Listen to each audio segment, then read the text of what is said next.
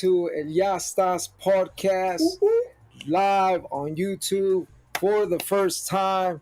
Man, we're excited. You excited, bro? Oh, Excited, bro. You know, who would have thought, right? Who would have thought that? Yeah, that this was going to happen. Come on over here, man. So now let's introduce our special guest, man, because we're going to talk about influence. That's the topic. Yeah, man. And I don't think we could have come up with a better person that has influence like our brother Ruben Torres, man. Give it up. Yeah, man. Let's go. Honored to be here, man. It's always a blessing.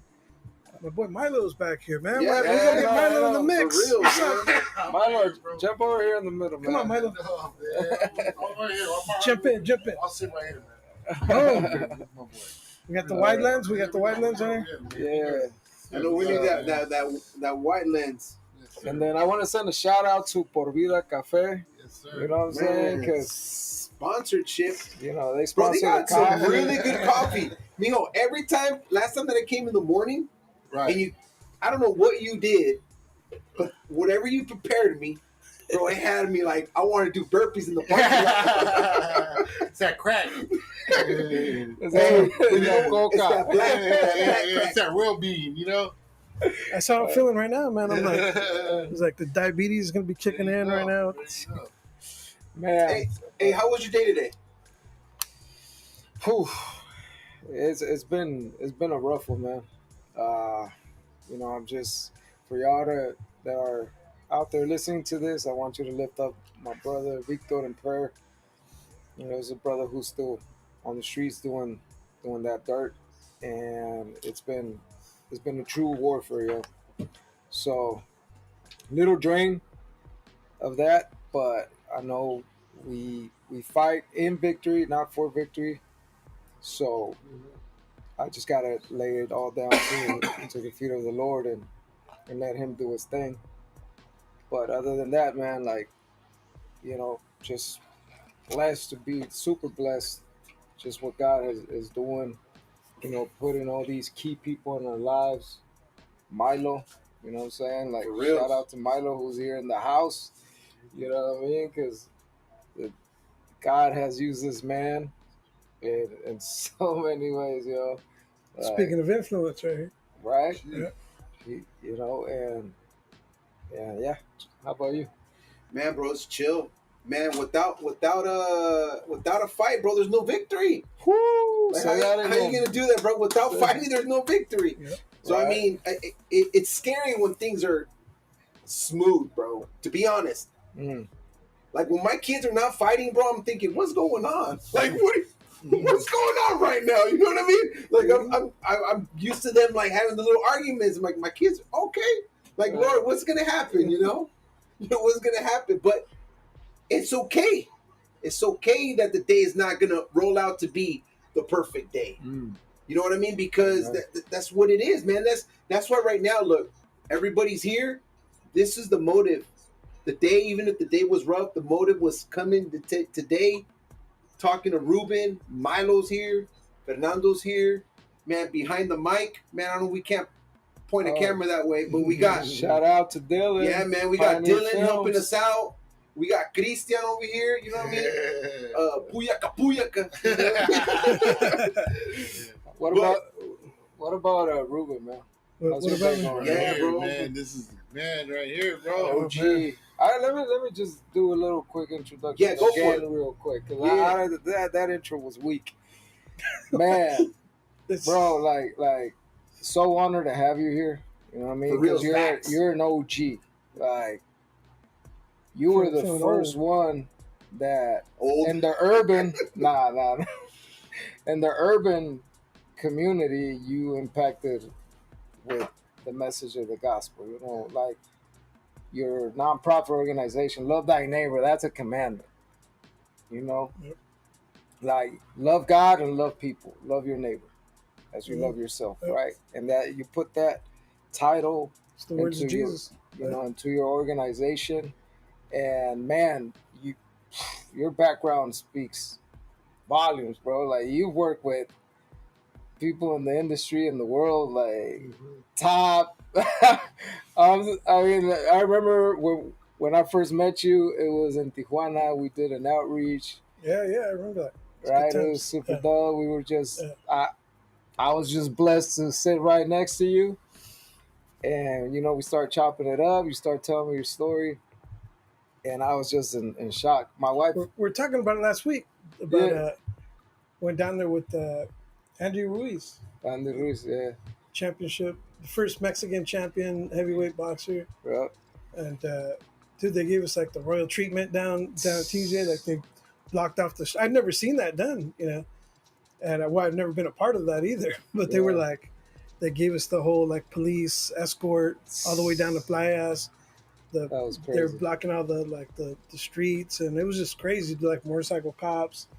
It was dope. You wouldn't expect anything different, though. It You was know what I it mean? was crazy, You man. got- Well, no, not with us. Yeah, but no, Because we like, had Yeah. bro, Andy.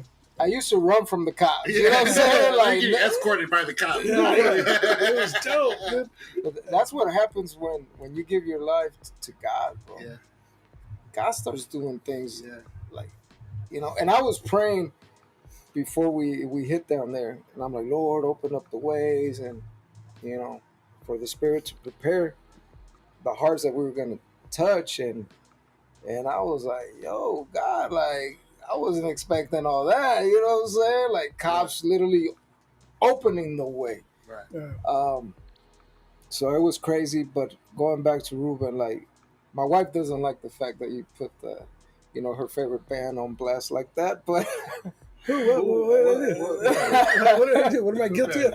I don't know what I did. well, her favorite band is the Backstreet Boys, and Ruben shared a little some, because going back to your resume, bro, like you work with people in the industry that are have the biggest platforms, but yet you're here on the streets showing love, like putting in that work to bless those in need.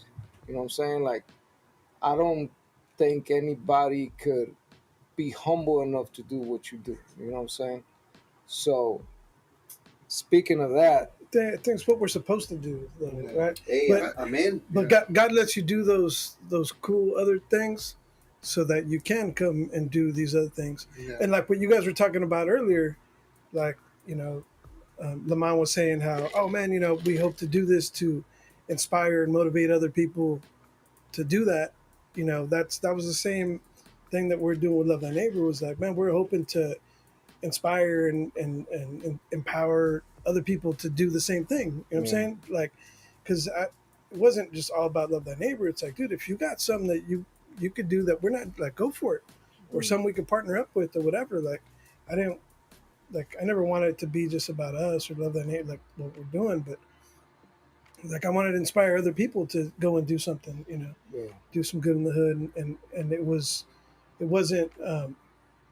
wasn't intentional to like just keep all the stuff to ourselves. It was more like, dude, we're doing it, man, and come join us, or if we can join you, and let's join forces on doing some stuff. But it turned into so much more that we didn't expect, that other people inspired us to jump in and do some stuff. So, you know, just it's about working together, dude. All the Voltron stuff, like everything coming together, And I hate to jump in because this is not mine. no. Hey, come on, man. man. Come on, Like, Milo. but Ruben's always gonna down. You know what I mean? You gotta just like, downplay it. yeah, he's always gonna downplay it. But I think with this guy, I mean, let's take it back. Like before, Ruben always had that same heart. You know what I mean? Whether it was like he was always the one to put people on. You know what I mean? He was the link. He was the connection. And that's where connected with Ruben Torres was because it really he West was the Side connection. You know what I mean? And this was before social media. This is before how kids get cool really quick now. You put Ruben 2024 in his prime time, like major influencer. He was an influencer back then. You know what I mean? He was already pushing rappers that were seasoned. He was pushing rock bands that were seasoned. And for someone so young to recognize potential from the neighborhood and say, and so calm and collective as he is, like, let's do it. Like, and directing videos. Like, this man's resume, dude, All right. is huge. You know what I mean? And he'll always, always like, he's always like, I'll ride in Humble. the He's back. You humble. know what I mean? Yeah. I'll sit in the back seat. You know what I mean? But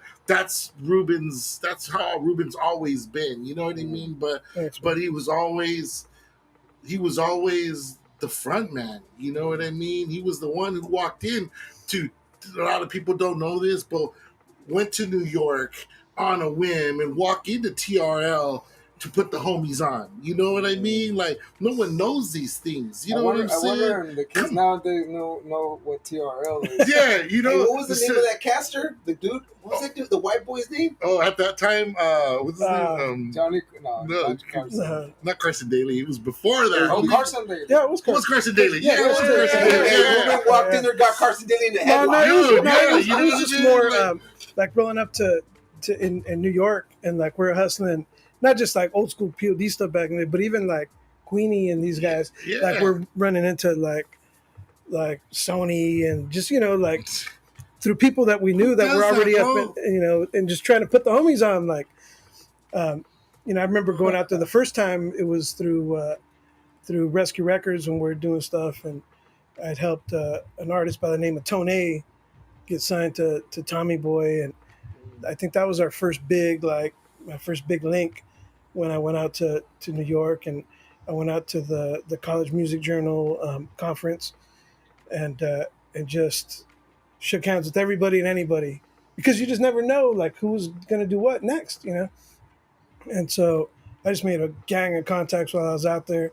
I didn't care if you're picking up trash or you're outside, wiping windshields, dude. I was like trying to make friends with everybody and anybody, and those years and those connections just went on, and every time I went out there, it was like something different, and it was cool, man. I spent a lot of time out on the East Coast trying to put people on, but I just never try to make the platform about me, and even like the connected thing, it was more like because I wanted to push someone else's stuff. You know what I'm saying? Like, oh, you're doing something cool. I want people to hear your story. Like I think I'm passionate about promoting others. You know what I'm saying? And putting other people on. I think when you do that, God blesses you and opens up other doors. Oh, but definitely. but I think doing that is kind of where my heart's been. You know what I'm saying?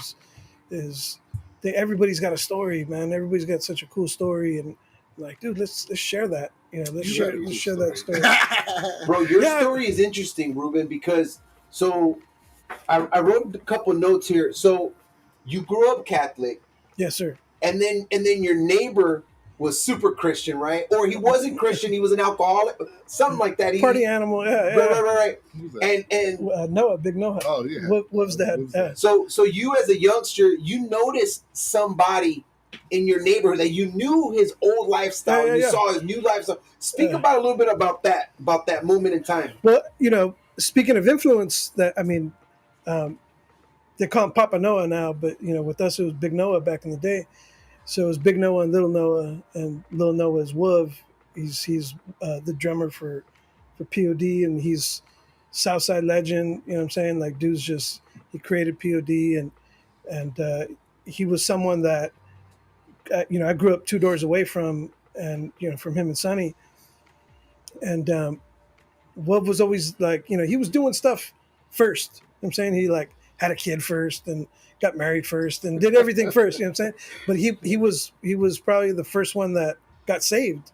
So his dad was always like the neighborhood dad. You know what I'm saying? Like, always played football with us and took us out to youth group and did whatever it was. Like, he was the youngest dude around, so he would take us everywhere. You know what I'm saying? Like, all right, everyone jump in. We're gonna go to Vista. We're going to Seaport Village, or we're going wherever. He was that dude.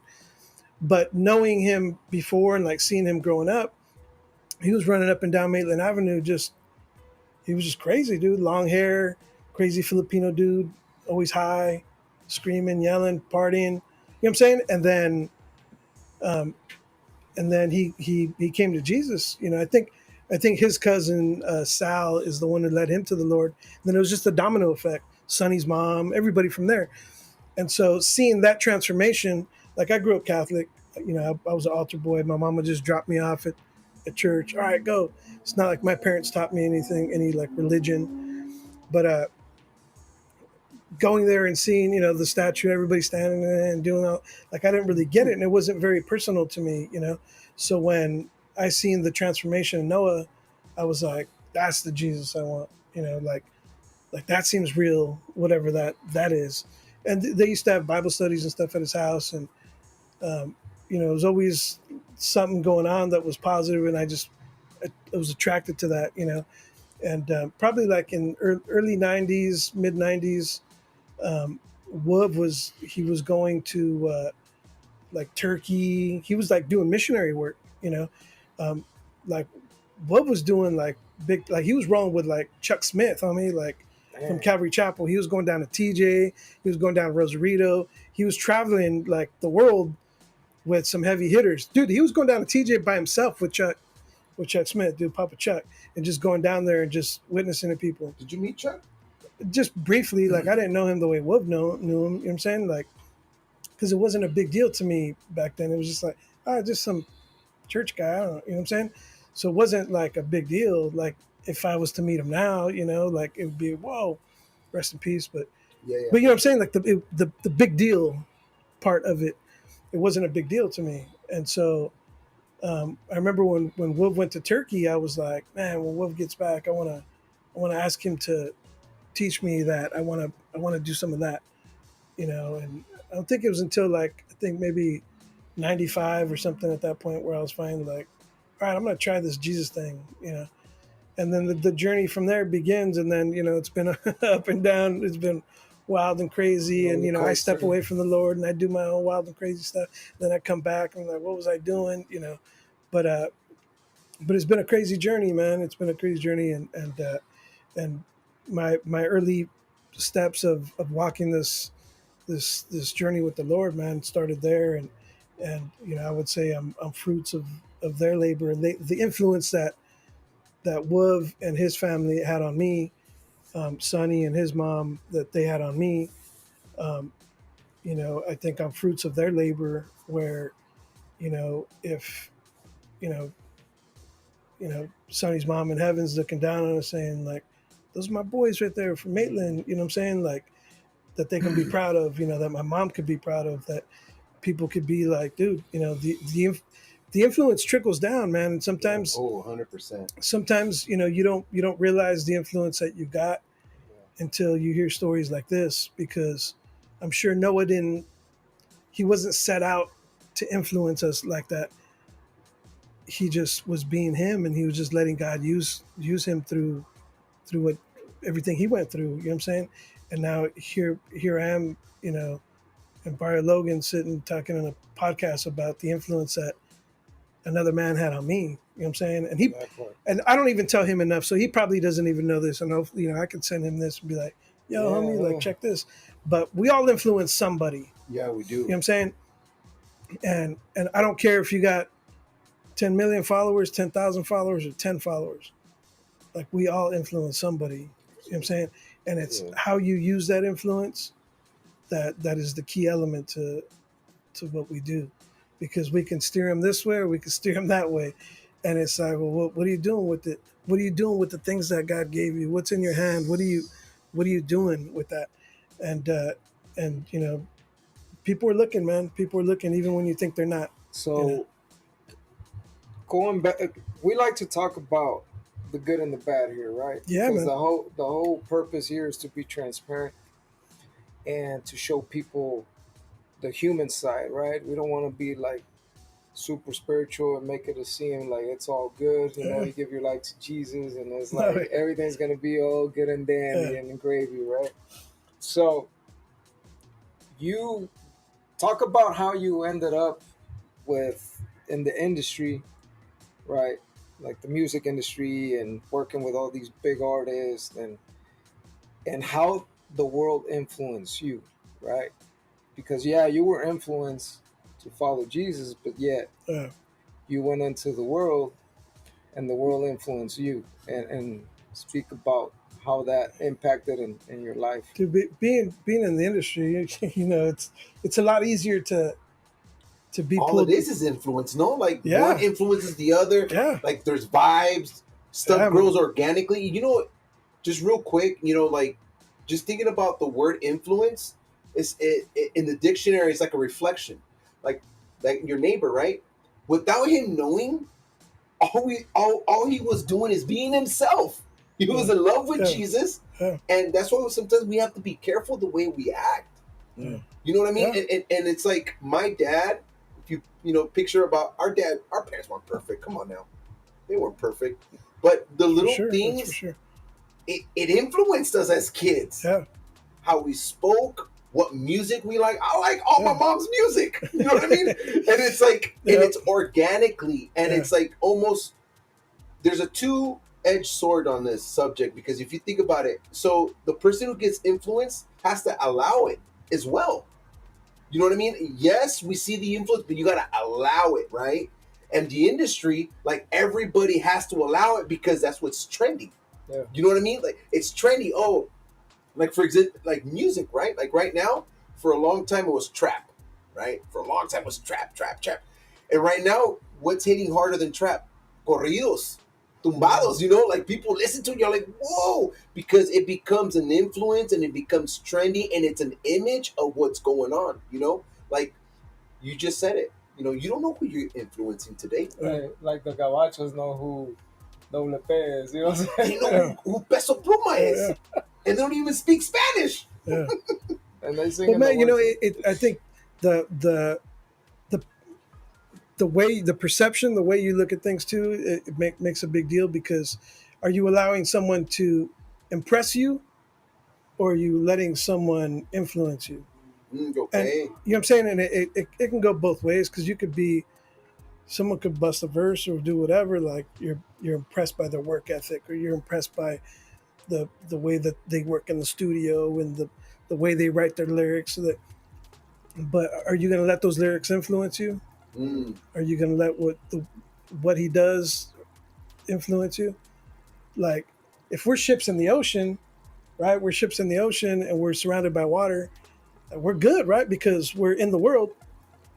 But once the ship starts letting the water in, that's when it starts to sink, right? Mm. So I think, we need to kind of block out some of the stuff. If we're in the world, we got to be careful with the stuff that we let in. That's everything, man, and that's hard for me because I grew up on like hip hop. You know what I'm saying? So, like, I still school my kids on some '90s hip hop. Like, nah, check this out. You know what I'm saying? Like, dude, I love, but Bone Thugs and Harmony, check this out. it doesn't mean it's good for us, and it doesn't mean that we should. But that's stuff that I love, man. And sometimes So it's harder to like to let go of, man, than we should. But um, everything that we put in, man, and influences us too. What we watch, what we do, and now being 50 years old, like I'm trying to be a little more careful about that. What we let into our house. You know what I'm saying? Like, dude, if I catch myself sometimes watching, movies, and it's all these f bombs, all this stuff, and me and my wife are like, and my kids are like, "What are you guys watching over there?" Like, you know what I'm saying? And it's like, "Oh, oops, they're holding you accountable, yeah," you right? know what I'm saying? And it's like, "Oh, ouch," and it's like, dude, I don't even like. It's hard for me to even try to watch it alone now. You know what I'm saying? Like, Facts. and some of the stuff, comes with it might sound a little weird. I don't know, but maybe it's just something I believe. But some of the stuff I think comes with like demonic spirits. Oh yeah, 100%. And so if you're watching porn at the pad, you're doing Oh, whatever it is like you're bringing in. I think all the stuff kind of influences the rest of the house. yeah. And so yeah, it's tough, man. Like you just gotta block out what's what and gotta figure out who So you're gonna let influence. how you ended up in the industry? Well, man, like in the neighborhood, man, like you're either selling dope or joining a gang. Those were your two options, and then we made our own option was like, let's get into music, you know.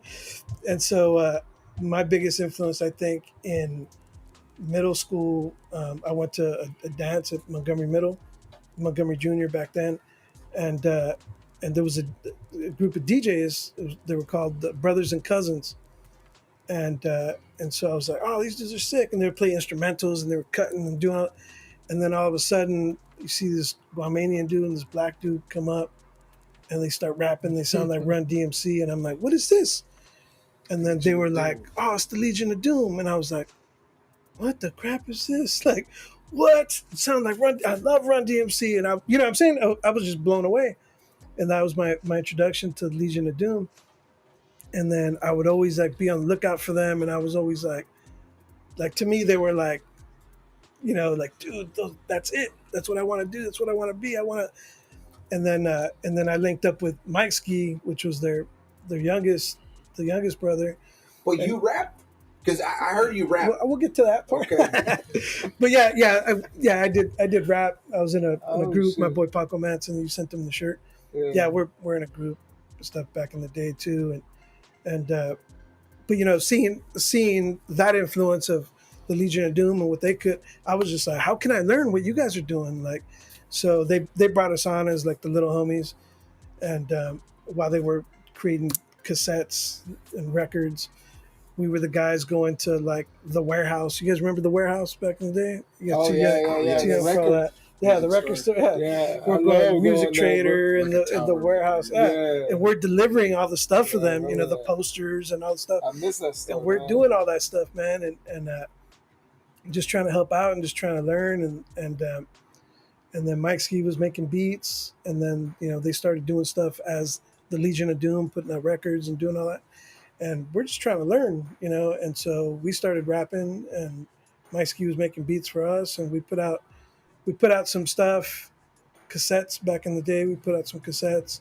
some stuff where I wasn't Christian, and then right when I got saved, we did like a little, you know, like I think a couple songs, like 4 songs, some, and you won't be able to find them, so you gotta look at you gotta look for them. But we did some stuff, and then like we went on tour with POD, and it was like maybe like one of their first tours, second tour, something like that, and then all I ever wanted to do was just do something with Run DMC, you know, and then in '95, I think it was '95, '96, we actually opened up for Run DMC at the Belly Up. And then after that, I was just like, I'm done. I don't need to do anything else. Like, I don't Get get up hung for up Run his DMC. Yeah. I was like, Run DMC, this is it. It's like, Done, bro. I reached my goal. Yeah. So this was my turning point. Was Yeah. I'm backstage, dude, and I see some like this old cat backstage, right? Older dude, like a suit jacket, whatever, and he had the big Zach phone. You know, Oh, with yeah. he had the big phone. He's backstage, and he was calling the shots. He was over there telling people what to do, and dude was older, you know. And I was like, I don't want to be on stage. I want to do what that dude's doing. Okay. Like I want to be the executive, the guy in the back So that no one knows of, He influenced you. without even knowing it, you know. And I don't Yeah. even know who it was or what, but I just remember like that dude in the back calling the shots, and I was like, dude, that's what I want to do. And then, and so I was still kind of, me and Paco were still going out, we're still doing shows and doing all that stuff. And then Big Noah that owned Rescue Records, he was like, Ruben, like you know, you're doing shows, you're doing all this stuff over here, and you're still supposed to be helping out over here at Rescue. Like, what's going on? You know what I'm saying? Like, you're either going to be an exec or you're going to be a musician. And I was like, I want to be an exec. And so, cool. I was vice president of Rescue Records. And then I started signing artists, and I started like working deals, and I just had to learn to wear all hats. You know what I'm saying? So you need me to be a publicist? Cool. You need me to be like whatever it was. You know what I'm saying? I was just doing it all without even knowing what we're doing. And I just started like reading articles and going on like different magazines and trying to learn. Rap page Dude, and stuff. The biggest thing was like opening up a CD from someone like, you know, that you like respect or whatever. And you're reading the liners and you're like, who are these people that they're talking about? Oh, Like, yeah. you know what I'm saying? Yeah, And so, yeah. oh, who's this executive producer? Who's this? Who's that? And I'd go and find them, and I was like, oh man, let me learn about them. You know what I'm saying? Like, This is pre-Google, though, right? yeah. So it was like, you know, So, I'm trying to figure out. Disc, Yeah, I'm trying to figure out who's doing what. Ain't that? Yeah. Yeah, I think that's. But yeah, man, and so it doing all that stuff when POD got signed to Atlantic. I was going through a lot in my life. My brother had passed away. My mom had just passed away, so I was like in need for that change. And so, I reluctantly stepped away from Rescue Records, which was a ministry. It was supposed to be. You know what I'm saying? It was supposed to be a ministry, like Christian record label, and I had signed, Unity Clan, Dirt. I was working with Third Root. I was working with Dogwood, working with like some big, Mm. you know, like in that time, some big cats, and I was doing events and stuff still too. So I put together this big event called the Exodus Tour this was right in the midst of, like, I just lost my brother, and it was right before my mom passed away. So I was organizing it, and maybe like a couple weeks before my mom passed away, was that event.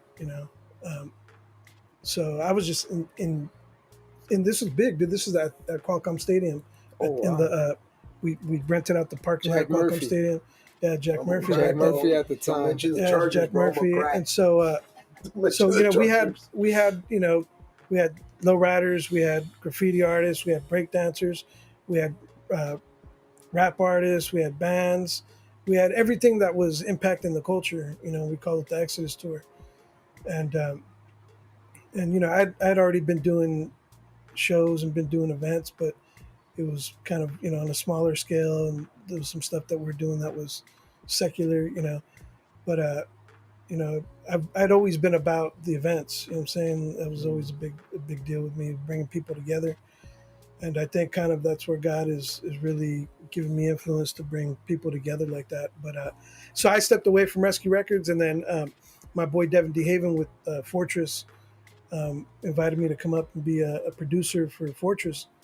And I had no idea what we were talking about. I've never produced any video. I never held a camera. I didn't do any of that.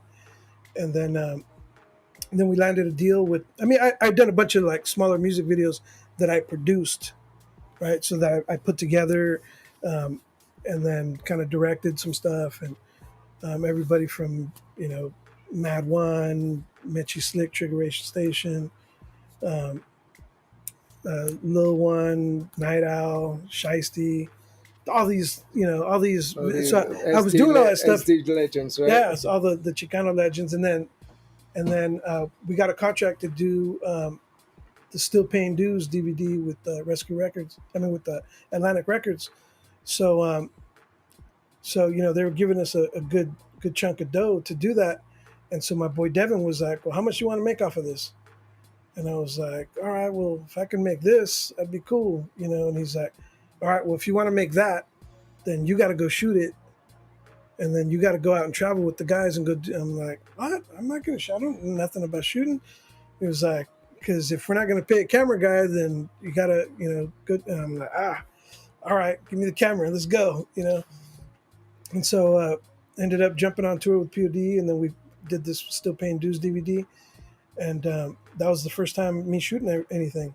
So um, from there, uh, Devin was working with Exhibit, and so I jumped in to do the stuff with Exhibit, and then I just started meeting everybody from there. So it was like the Alcoholics, and then who's the Alcoholics hanging out with? Corrupt, like sick, and then Corrupt introduces to Dub C, like Dub C introduces West Side Connection, and then we're hanging out with West Side Connection, and then all of a sudden it's DJ Quick, and then the guy that's working with DJ Quick hooks us up with, what I'm saying, it's off and out like Run That's DMC. crazy. So I got a chance to work with Run, all these dudes, and I'm sitting here like, all right, then Busta Rhymes, then all this stuff, and it just kind of came, kind of snowball effect. But I think a lot of it was that you when you make a connection with someone, and the trust factor, Mm. and knowing that they can trust you, because you're entrusted with a lot.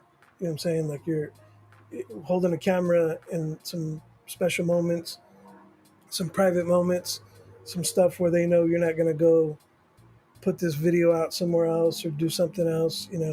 And this is before social media, so nobody's in your face doing all that.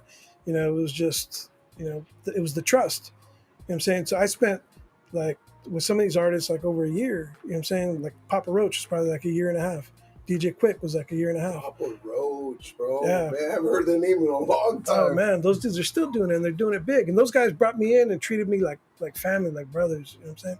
So you know, it's just the trust. So you know, it's not like I was out there advertising like, oh, hire me to come do your. It was just everything was word of mouth because it was like, oh, you want to get this dude on because you can trust them. They're gonna point it in the right direction and know when to turn it off, and know when to step away. And you know what I'm saying? So it became like a respect thing, and you know, you were able to kind of get into places where other people weren't. You know, and you know, it was a cool place to be at the time, and you know, I felt like God had given me that influence and that favor, you know, for that season. But you know, what are you going to do with it? And in the midst of it, I'm sitting there and I'm just like, you're in the mix of, like, I'm following around Snoop Dogg on the Puff Puff Pass tour, and I'm sitting here like, like you got your lanyard with your photo on it, your Snoop Dogg stuff. You can go anywhere, all access, and do anything you want, wherever you want, with whoever you want. You know what I'm saying? Access to everything. So it's like it's a different kind of power, dude. You know what I'm What saying? was your faith during that time? How was your faith? Where were you It was supposed to be solid. at? You know what I'm saying? It's supposed to be solid. Yeah. But I'm sitting there like I know better. Where were you? Okay. I know better. I love your answer, bro. Yeah. It was supposed to be solid, bro. No, I was just asking, like, Because- where was he during this time? Because you know? imagine That's like a good question. imagine you know better, but it's like, no one's looking. Yeah, I'll take the sip. Yeah. Hey, no one's looking. Oh, Yeah. it's cool. Yeah. None of these fools know me, so it's Yeah. all good. Yeah. They don't know that you're supposed to be a Christian. So yeah, cool. Hey, yeah, I'll take a vodka cranberry. Yeah, Yeah. I'll just take a, Yeah. and then little puff. yeah. Yeah. So like the last time I smoked with Snoop, and that was in 2001 or something. And I'd already supposedly was a Christian, right? And but I'm not gonna say no to being Yeah. able to say the last time that I smoked was with Snoop. so I So that's facts. that's facts. That was the last time I smoked, and But he's directed another video with Snoop since then. Yeah. Because Yeah. it wasn't too long, like when remember? yeah, with Casa, yeah. So, So I was actually in a music video with Snoop. another he's not too long ago. He's a dumb dude. This guy. So yeah, I've been Well, Snoop has been in my yeah, in my mix like this for for a a while. while. He probably doesn't even remember who Yeah. I am or anything. Bro, But is it's there like, any I've behind done- the scenes warriors, bro? Like any Christians that you saw, it would remind you, like, was there a brother somewhere in all that? Like, did Snoop Dogg have an uncle that was a pastor or something? no. That's the sad part, man. Is that no, I didn't have that, and the accountability wasn't there Wasn't either. Yeah. You know what I'm saying? Like people were more No like, accountability. sick, bro. You're on the road with Corrupt, and you're on the Puff Puff pasture with Snoop. Like, oh, dude, that's so dope.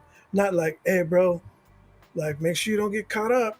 There wasn't any of that. You know what I'm saying? So It's easy to get caught up. yeah, Bro. Easy. let me ask you this: what is that? What you were missing, or going back to like where you're at now, right, in the faith, and going back at that moment? What was the most thing that you lacked, or what is it that you needed at the time to be bold in your faith, stay firm, and say no to all that, but for you to influence those artists and not the other way around? Or were you just okay with it? At the moment, Oh. I think I was okay with it. I was Right. just okay with living the way I was living because in my mind I wasn't thinking, Lord, use me. And that's a dangerous phrase, dude, because be careful what you pray for. You know what I'm saying? Yeah. Like when you're saying, Lord, use me, it's like, all right, I'm gonna use you, but I may send you places that you may not want to go, Yeah. Mm-hmm. and you may catch some flack for some stuff, and there may be some enemies that come through that you're not gonna like, and you got to be prepared for that. So you're saying use you, all right, here it goes. You know what I'm saying? But that wasn't until later because I was just trying to walk it. I'm like, to me it was a job. You know what I'm saying? I'm like, well, I'm just here working. But it's like one of the best jobs because you're traveling everywhere. Every night's a different hotel, different venue, and you got all this access to whatever you want. Whatever you want. I'm saying, I'm not even joking when I say whatever you want. Yeah, You know what I'm saying? It's there. So it's like, so Like I wasn't even thinking it, but I let my guard down. And when you let your guard down and you get comfortable, that's the worst, Mm. dude. So let me tell you, like, um, I went through all that stuff, whatever.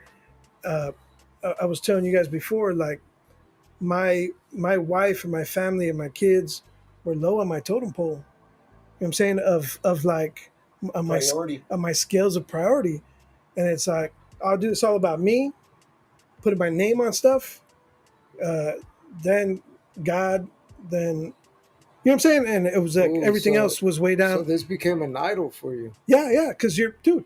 Come on, Mm. you're in the mix of it. People know who you are. You're making connections. You're helping other people be famous or whatever it is. Like it does become about you if you're not careful, dude. You become your own idol. Like you Yes. become you believe the hype. You know what I'm saying? And That I got part. to that point where I was believing the hype, and it's like, who the hell do I think I am? So you go through this mix of it, and in the midst of it, where I was like, all right, I'm gonna take a break from all that and try to focus on on my family, my wife, and but by that time it's like it's too late. I try to jump back into ministry, and it's too late. My wife's already sick of my crap, and I'm not making her feel special, and I'm not. You know what I'm saying? I'm not making her a top priority or my kids or whatever. So the damage was done at that point. So I went through a divorce, um, and then I was like, man, but I'm doing ministry. Lord, fix this woman that you gave me. Fix, you know what I'm saying? I'm making it about everyone else. Like, but look at all them. They're broken. And then I felt God just telling me like, nah, like let's work on you first. You know what I'm saying? Like, Mm. don't worry about her. Don't worry about her. Like she's my daughter. She's daughter of the king. You don't worry about her. I got that. You're the one I need to work on. And so I was like, dude, I'm praying wrong. You know what I'm saying? Like I found myself like praying wrong, like making it about everyone else. Like everyone else has the problem when it was me that God was trying to fix. So I went through this whole divorce. I went through I went back into the party life. You know what I'm saying? And probably I want to say like 2000 13. 2013 I was deep into like going just back into everything else. And so I was out getting faded in public. I was at bars. I was at parties I wasn't supposed to be at. I was in places that I had no business at. And I was getting invited to stuff up in LA, red carpet events, and doing crazy stuff that like, who do you think you are, dude? You know what I'm saying? Mm. And but in 2010, that's where I was like, all right, I went through crazy depression, 2009, 2000, all this, and I'm like sitting here like, all right, Lord, like this isn't like I feel like my identity is being stolen, like because you built me for more, but yet I'm sitting here, I don't want to come out of my house, and I'm drinking at home alone. I always like had a bottle of Grey Goose everywhere I went, like it was just, That's Snoop I Dogg's was favorite, just, bro. dude, I was caught That's up, Snoop bro, like Dogg's favorite. I was caught up, and then I was having these big parties at my house, and then just you I think you went to a couple maybe like Yeah. Oh, dude you were there in the and mix, so bro. Oh, yeah. You didn't so rescue my boy. Yeah, dude this is when God has His hand on this, right? bro and Because what are the And odds we've for known each brother? other. I've known of them since I was a kid. Because my cousin we're all lived in the the same same neighborhood, neighborhood. yeah. Like So his cousin Javier Mata was like one of the homies one that of the rolled with homies on the us. block. So I You know what I'm knew him. saying? I've known his cousin You since guys ever middle fought? school. Like Fought each Nah, other? no, nah, No but beef? nah, never. Because I used to surf. So how I really we got used in to time with surf and them, they stuff used to too. surf too. Him and Surf and Wolvie, skate, and yeah. they would skate, and they would come to IB, and then Yeah. that's how I finally like kind of hooked up with them and knew who they were. I always knew who they were, but I never. And then my cousin Javi said, "Oh, these are my homies," and then that's how we kind of like we all kind of clicked, and I was just. I was a fan though because I was watching what they were doing. They were already the cool kids. They were already doing stuff. They were already performing at the high schools and playing the talent shows, and they were killing it, and they were just the rappers, and they had the videos, and they were filming out the trolley stations. They were glamorizing our neighborhood, and we were watching it, and we were like, whoa, like these are the guys right here, Legion of Doom, and I'd see them go in the neighborhood, hang up posters, and so they were like the influencers of our neighborhood. They were doing it, you know what I mean? And all of us were just watching these guys do it, you know what I mean? And then with POD, once the bag was out, like it was like, oh my that took God, everything to a whole nother level. It took everything. It took our neighborhood, the South, to a whole other level, because now they made this song, Southtown, and they filmed it in their neighborhood in front of the house, bro. And then once they were on MTV Cribs, it was a wrap, bro. Like it literally changed. Like it changed my life, and I wasn't even on the block. You know what I mean? But I see my cousin, I see Ruben, everybody in the video, watching the video on TV, and it's like, whoa, that's our neighborhood. I saw that one. And like. It was forever changed. They showed a scene of Tijuana, huh? Yeah. On the balcony, and you can see TJ. You know what I mean? And how be so proud of your neighborhood. You know what I mean? And these guys were the ones. Let me tell you, even some crazy. Speaking of influence, like just stuff, even doing stuff without even knowing. Sonny Sandoval, the singer of POD, watching that Cribs episode, he's holding his daughter, right? She's a little baby. And so he goes, and this was in 2000, and he's like, yes, my daughter Nevaeh, it's heaven spelled backwards. MTV, Cribs, boom, everywhere, right? You can legitimately look on your phone right now and look up Nevaeh and the popularity of the name and where it came from. And dude, there was like a whole like articles and articles of where it all came from. The popularity stemmed from Sonny saying Nevaeh's name on MTV Cribs. You know what? I have a coworker by that name, so I'm gonna ask her. Dude, I'm telling you, if her mom, you can look it up. You can Google it. I'm sure it's real. Gonna be from there. Yeah. But I'm saying, like, think of the influence and what God has given us, 100%. and sometimes just one little statement like that plants a seed for, oh wow, that's a cute name, and all these kids from 2000 on up are all named Nevaeh. You know what I'm saying? You're not going to find a 50-year-old named Nevaeh, really. You know what I'm saying? It's all going to be First time I heard 20-somethings. You know what I'm saying? But with the influence that we have to be careful with what we got, because it's also super easy to lose. You know what I'm saying? Like your reputation, but you got to be careful of who you let into influence, and sometimes just because they're not like a celebrity, or they're not, someone that is titled an influencer, that doesn't mean that they don't influence. Dude, you take Moses, for example, his father-in-law, Jethro, that he came and he didn't have, Moses had the influence. Moses had millions of people that he was influencing, right? But this dude, nobody knew of Jethro, and he was a priest of Midian. You know what I'm saying? But nobody knew him, but he had the respect of Moses. So when he came to see Moses, when they were in the wilderness, he came to see Moses, and Moses said, "Dude, come spend the day with me. Come hang out with me at work."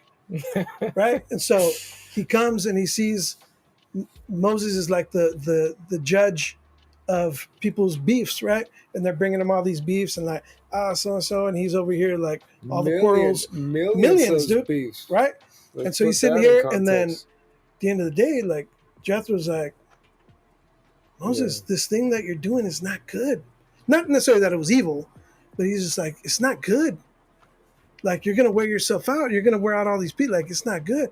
You need to learn to delegate, and then get people to do this in the thousands, and in the hundreds, and the 50s, and in the tens, and you delegate it to all these guys. And so go find these people. And he gave them a list of what these people should be. You know what I'm saying? Like, oh, they need to fear the Lord. They need to be harmless of bribes. All these, like, he gave them a whole qualification list. And then he was like, you know what? You're right. And that one guy influenced the guy who influences millions. So so we need more people that are okay with stepping up to just influence the influencer. You know what I'm saying? Mm. Like don't be afraid to be the second guy in charge. Like you don't have to be the guy in the spotlight, but if you got influence on someone who has the massive influence, then amen. The Dude, hype man. yeah, dude, there's Yeah. you guys know who Mordecai Ham is? Mordecai Ham, you guys ever hear the name? No, you won't, because he's not that dude. But you heard of Billy Graham? Oh yeah, Yeah. of course. Right, of course.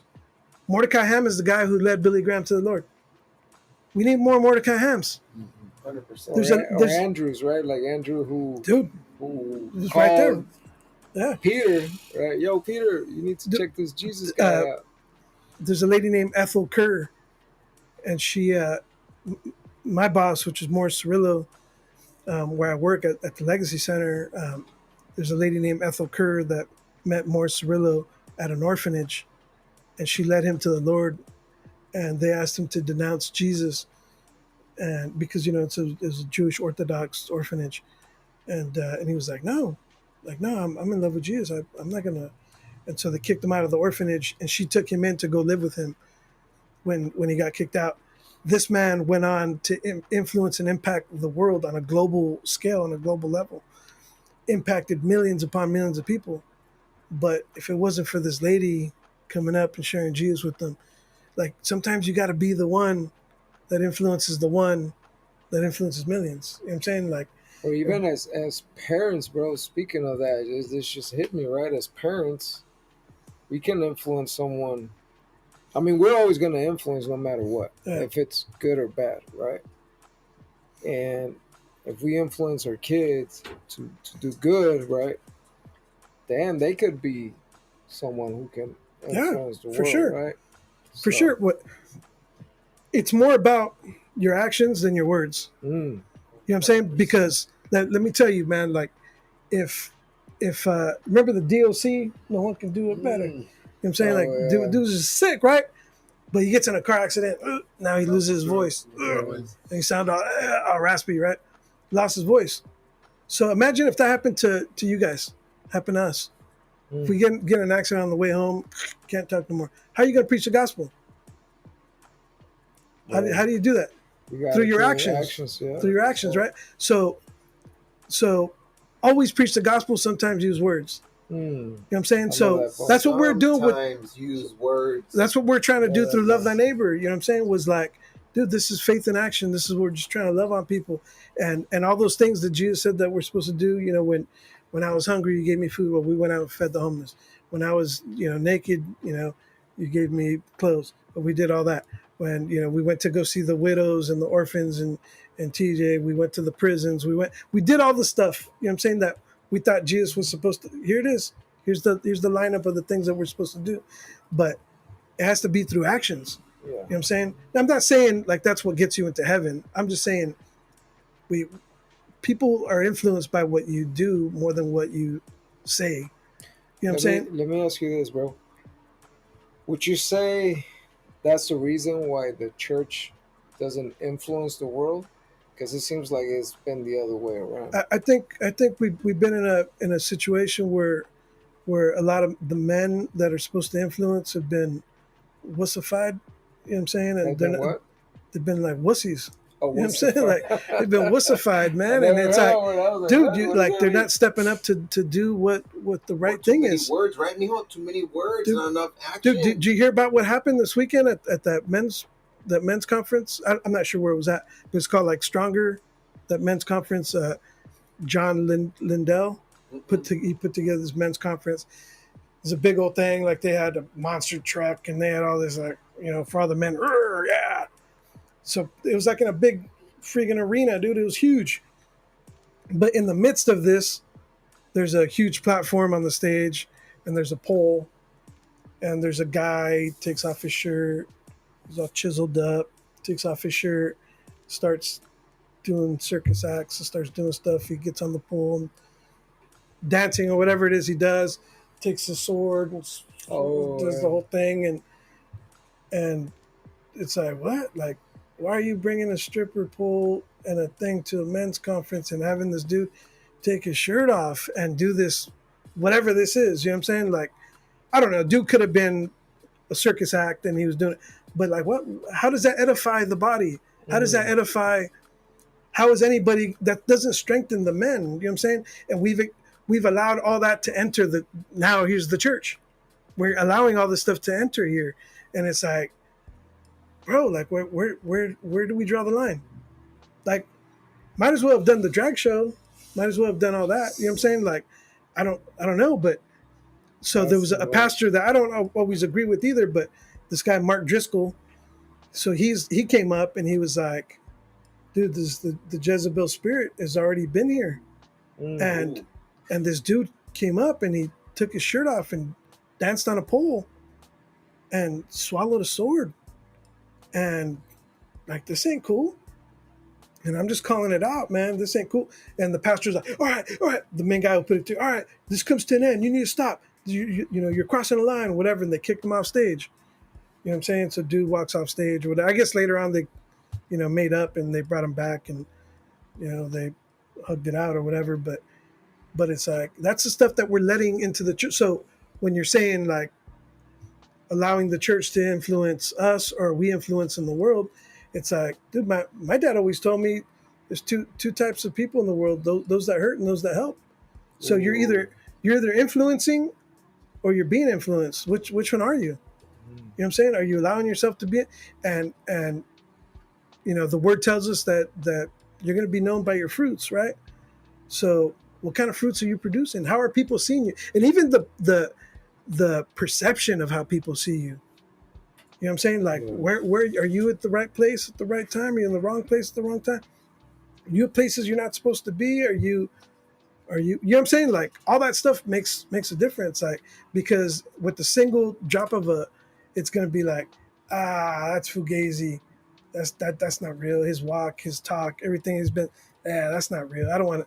If that's the Jesus you follow, I don't want that. I'm cool with it. You know what I'm saying? Well, it's even like at the marketplace, right? Say we have a job and we're bold to share Jesus, right? Or we're bold to share the gospel, but yet we're showing up late to work. Yeah, We're the first ones yeah, out. We're lacking. Like yeah, we're not really performing, yeah, right? We're not meeting the standards or the yeah, requirements that our job has. And but yeah, we're like, yeah. oh yeah, you need to repent and give your life to Jesus and booty boot. Like, you need to repent. Yeah, Yeah. exactly, right. So How about we talk about that when you show up on time? For real. Right? right, and But that's exactly the point. Is that going back to what you were yeah, saying? Is our actions, right? yeah, And let's not even speak about Jesus, bro. yeah. Just walk Like about it. yeah, Yeah, they're gonna be like, oh wait, this guy is different, yo. Like yeah, I'll talk crap on him, and yeah. he's just kind to me, right? That's kind of how I feel. I do sometimes. I just like, I don't gotta preach to you. Let me just love on you, and then at some point you're gonna say, dude, why are you so nice, or what is it about you, man? There's something different or whatever. And maybe I'm just doing it wrong. I don't know, but No, sometimes it's I just, was, I feel it's like that, and there's an appropriate. yeah, I don't know, like I like my disagree, boy but Memo's a little different. He'll come and hit you with it, and he'll be like, "So where you at with the Lord?" And it's like, "What? What just happened? oh I was shoot, just having some coffee." Start What? banging on Yeah, those. yeah. And it's like, what? Where there's only one Memo, you know what I mean? And You're just like, man. we kind of do need a shout Memo out like to that. Memo though. Yeah, Shout out Because to to Memo. be Everyone needs a memo in their circle. Yeah, Hey, that's facts, bro. Yeah. Memo, just a little parenthesis, a little side note. Memo is the one that brought I Yeah, know Milo you to shared, the you thing, shared your story so, about it. so we But- need Memos in the But even world. then, think about it. Like, I was still, juggling my walk with the Lord, but I knew Jesus, right? But and I knew Milo, and you know how many times I shared the gospel with Milo? None. Zero. Wow. Shame on me, bro. Yeah. Shame on me. It took someone who Milo knew this much time as opposed to this much time Yeah. to tell him about Jesus. Like, shame on me. You know what I'm saying? Like that's real deal, man, where it's like, dude, it's so hard to tell your friends and family about the Lord. And it's so easy to just go up to strangers and just tell them about Jesus. And it's Yeah. like, So weird. it's weird Bro, the way that my is. dad, they and my dad's from Michoacan, and they would tell me, "Your dad is the best. Your dad is this," but my dad was a monster at home. You know, people used to tell me, "Man, your dad sings. Your dad does My this." kids probably feel the same And, way. and bro, I wanted to ask you. So, tell me about that ride to your house, or you were going to drop off your kids to Temecula. That moment where were you listening about Oh, Moses, yeah, or that yeah. moment that you had that you were like, you know what, it's time to hang it up. Man, somebody burning Yesca outside or something? Probably, man. My We're goodness, in the middle bro. of the neighborhood right here, you know we're man. in Barrio Logan, right? Yeah, I know, but it's coming in through the fan like crazy. Um, Yeah. But speak about No, that well, moment no, that you were driving to what Temecula to it, drop off your kids. what it was at the end of 2013. Yes. It was at the end of 2013. Oh my goodness. All right, he's giggling over here. Maybe Oh, he's getting the man. second hand smoke over here. We gotta get hot box up in this joint. bro, turn off that fan, bro. My goodness, bro. Oh shit.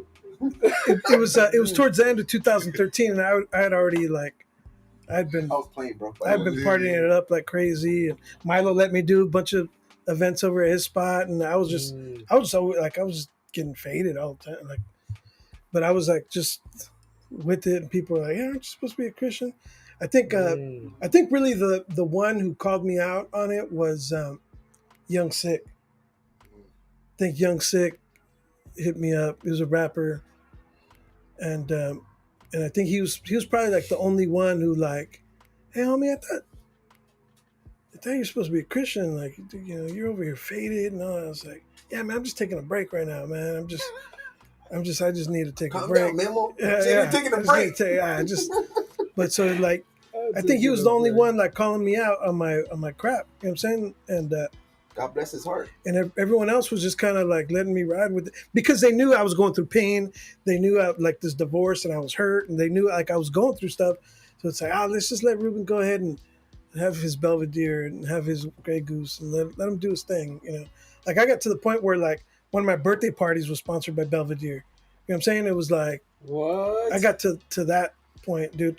Like, Bro, the devil like was blessing you left and right, huh? yeah, I don't know blessings, but it was there. We got to the point where we're doing stuff. Remember, we had like the step and repeats with the Belvedere logos on there and all that stuff. And so we're doing stuff, you know, at his events, dude. And we had just a ton of people coming up to the events and just good times, dude. You know what I'm saying? But I was covering everything up with just getting faded. You know what I'm saying? And whether it was girls or anything else, just in the mix. You know what I'm saying? But it's a package deal, bro. You're out there, bro. It's a package deal. Yeah, you're just doing it. So, you know, I got sick of it all after I turned 40, so 10 years ago, and I'm sitting there and I'm like, Lord, everything just feels so empty. And so, you know, I'm sitting at home and I'm like, no matter how big the party is or how cool everything is or how pretty the girl is, or, you know, we're at the point where even like, I got a call from this TV show called Made on MTV. They had asked me to be a coach on this stuff, and of course, like I was like so wanting to, and I was just like, who do I think I am? Like why? Like I can't. You know what I'm saying? I was like afraid to go into a place that I wasn't supposed to, or not ready for, or not. That wasn't my call. That's not where it was. You know what I'm saying? And I knew in my heart, like, as much as I want to go and be famous over here, like it's not me. So I just turned 40. It was in November, and I was going up to LA. I mean, I was going up to Modesto to see my kids, and so I'm driving up that way, and I was going for Thanksgiving, as a matter of fact. So it was a little bit before Thanksgiving. I'm driving up there, and then I get you know, I'm going through the grapevine, and there's nothing on the radio, and so there was a sermon from Tony Evans, and it was a sermon on Moses. And he was talking about at the age of 40, he had this cross point in his life where he had to make a decision on who he was going to be, and was he going to be this rock star, you know, son of Pharaoh, or is he going to be who God called him to be? And I felt like he was talking to me. I'm like, dude, I just turned 40, and am I going to continue pretending to be someone that I'm not, or am I going to be who God wants me to be, And at that point, I'm still like, I don't know. I just know like, God, you gave me this love thy neighbor thing, and I'm doing some good in the hood, but like my heart's still hurting, and I'm not full. Like I'm not like I'm still empty. Like no matter what I'm doing, like, and so I broke down on the side of the road and just started crying, dude. I'm sitting there and I was like, dude, he's talking to me, and I just, all right, God, what do you want me to do? And I just felt God telling me, go get your family. And I was like, what? Like, my wife's already been with other people. I've been with other people, and we're doing our own thing. And nah, like, this ain't gonna work. Damage is done. And then I just kind of heard it again, like, go get your family. I'm like, nah, I think you got it wrong. So I go up to Modesto, and I go spend Thanksgiving up there, and we get into like a fight, and I think it was just some stuff she found in the car or whatever. It wasn't good. So I was like, see, Lord, like, what? Like, this is, nah, you got it wrong. You know what I'm saying? Like, and so I come back, I come back to do the toy drive and do the stuff down here. And then I go back up after the toy drive, and I go back up to see my kids and spend Christmas up there. This time it was different. There was a different piece, and it was different. And I'm looking at her a little different, and I'm getting like the twinkles in her eye. And I'm just like, oh yeah, like the Lord softened my heart, obviously softened her heart. And then after Christmas, I was like, the kids were asking me to stay for New Year's. And I was supposed to do some kind of event for New Year's or something, and I called up, hey, I'm not gonna help you out with that because I'm gonna stay up here, whatever. And at this point, I'm just like, I don't even know like where I'm getting my next dollar from, because I think I was still living off of like whatever events I was doing with Milo or whatever. Like, I'm like, I don't know at this point, like what I'm doing next, like, or what do you want from me? And so I ended up asking her, hey, do you mind if I stay till New Year's? And I'll head back on after New Year's.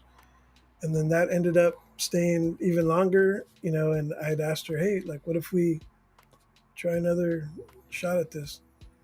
And she was like, are you serious? It's like, well, yeah, I'm just throwing it out there. I don't know. She was like, yeah, that's what it's supposed to be. And so here we are. Ended up getting remarried. We did some counseling, and then for about a year, I sat under like discipleship. My boy Bo Harrows up in LA, which is my wife's cousin. But I respect him. Like spiritually, like he still is. He's like my dude, my go-to. I can tell him anything. He can tell me anything. I might not like what he's telling me, but he's shooting straight. And if it might hurt, like we all need a bow in our life. You know what I'm saying? Like to like a memo. hit you, yeah, to hit you with it. Yeah, you got your memo. Hey, shout out to Memo, man, the good merch. So we all need that. So that man influences me. So I'm able to come on a show like this and influence others. But yeah, that's where God worked. And then me and my wife got remarried, and we're back. So God restored that, and I don't want to give anybody false hope. Anybody that may be listening and think, oh man, I might be able to get back with my ex, or dude, just keep all that stuff in prayer, because I'm not trying to give anybody false hope. That's just what God did in my relationship, in my in my life. But I'm not saying it's going to happen to everybody else's. Yeah, but that's key right there. Now, bro, I want you to talk about who influenced you to do the Love Thy Neighbor, because you share that story, and that's crazy, man. Sometimes when we think about influence, we think influence is going to be someone with a huge platform or a big name or whatever it might be, right? The lead pastor. And yeah. So so can you church also or explain whatever. what it is? Love Thy Neighbor. Yeah. Kind of explain. Love Thy Neighbor is It's a nonprofit here in San Diego. Just trying to do as much good as we can. It evolved into so much other stuff, but we're doing a bunch of different community events. It started with the toy drive, and then did feeding the homeless. We did feeding the seniors in National City for a while. We visited the prisons. We're doing all the orphanages and shelters in TJ, bringing just basic needs and the just doing what we thought we're supposed to do, what Jesus instructed us to do. You know what I'm saying? And then now we've been concentrating a little more on creative arts and letting youth express themselves through stuff that we know, because it's like I can't sing or dance or draw or do anything like what these guys do, like, but I know people that do, and so we can kind of put them on and teach them, get other people to teach them to do stuff. You know what I'm saying? Mm. So we've just trying to been using that platform of creative arts to kind of change the scenery of stuff, and so Dope. we've been able to go into, we're doing art shows in prisons and doing all that stuff, and we've been just kind of blessed enough to be able to go into places where others, weren't able to, or Where God people just need opened the love. doors, yeah, Where where they need people love. need love. So we in 2010 we're working on with my boy Jason Page. Um, we're working on a documentary up in Tijuana, and he was doing this documentary on human trafficking. And so my little brother Charlie happened to know some guys down in TJ that were involved in some stuff. So he said, let's go shoot these guys, do interviews like from the neck down. So we went down there, we're hanging out, we're shooting a bunch of stuff. And then we had asked, the homie down there, Chael, we asked him, hey, dude, what do you want us to bring us? We're going to come back next week. What do you want us to bring you when we come back? And he'd asked for a basketball. And so, I kind of chuckled a little bit because I'm like, I know you ain't playing no ball, homie. Like, you're my size. I know we ain't doing no ball, But he was like, no, man, it's for the homies in the neighborhood. Like the kids, there's a basketball court down the street, but, no one can play because there's no balls. And I've done so much bad in my life. I just want to do this one good thing. Can you help me do this one good thing?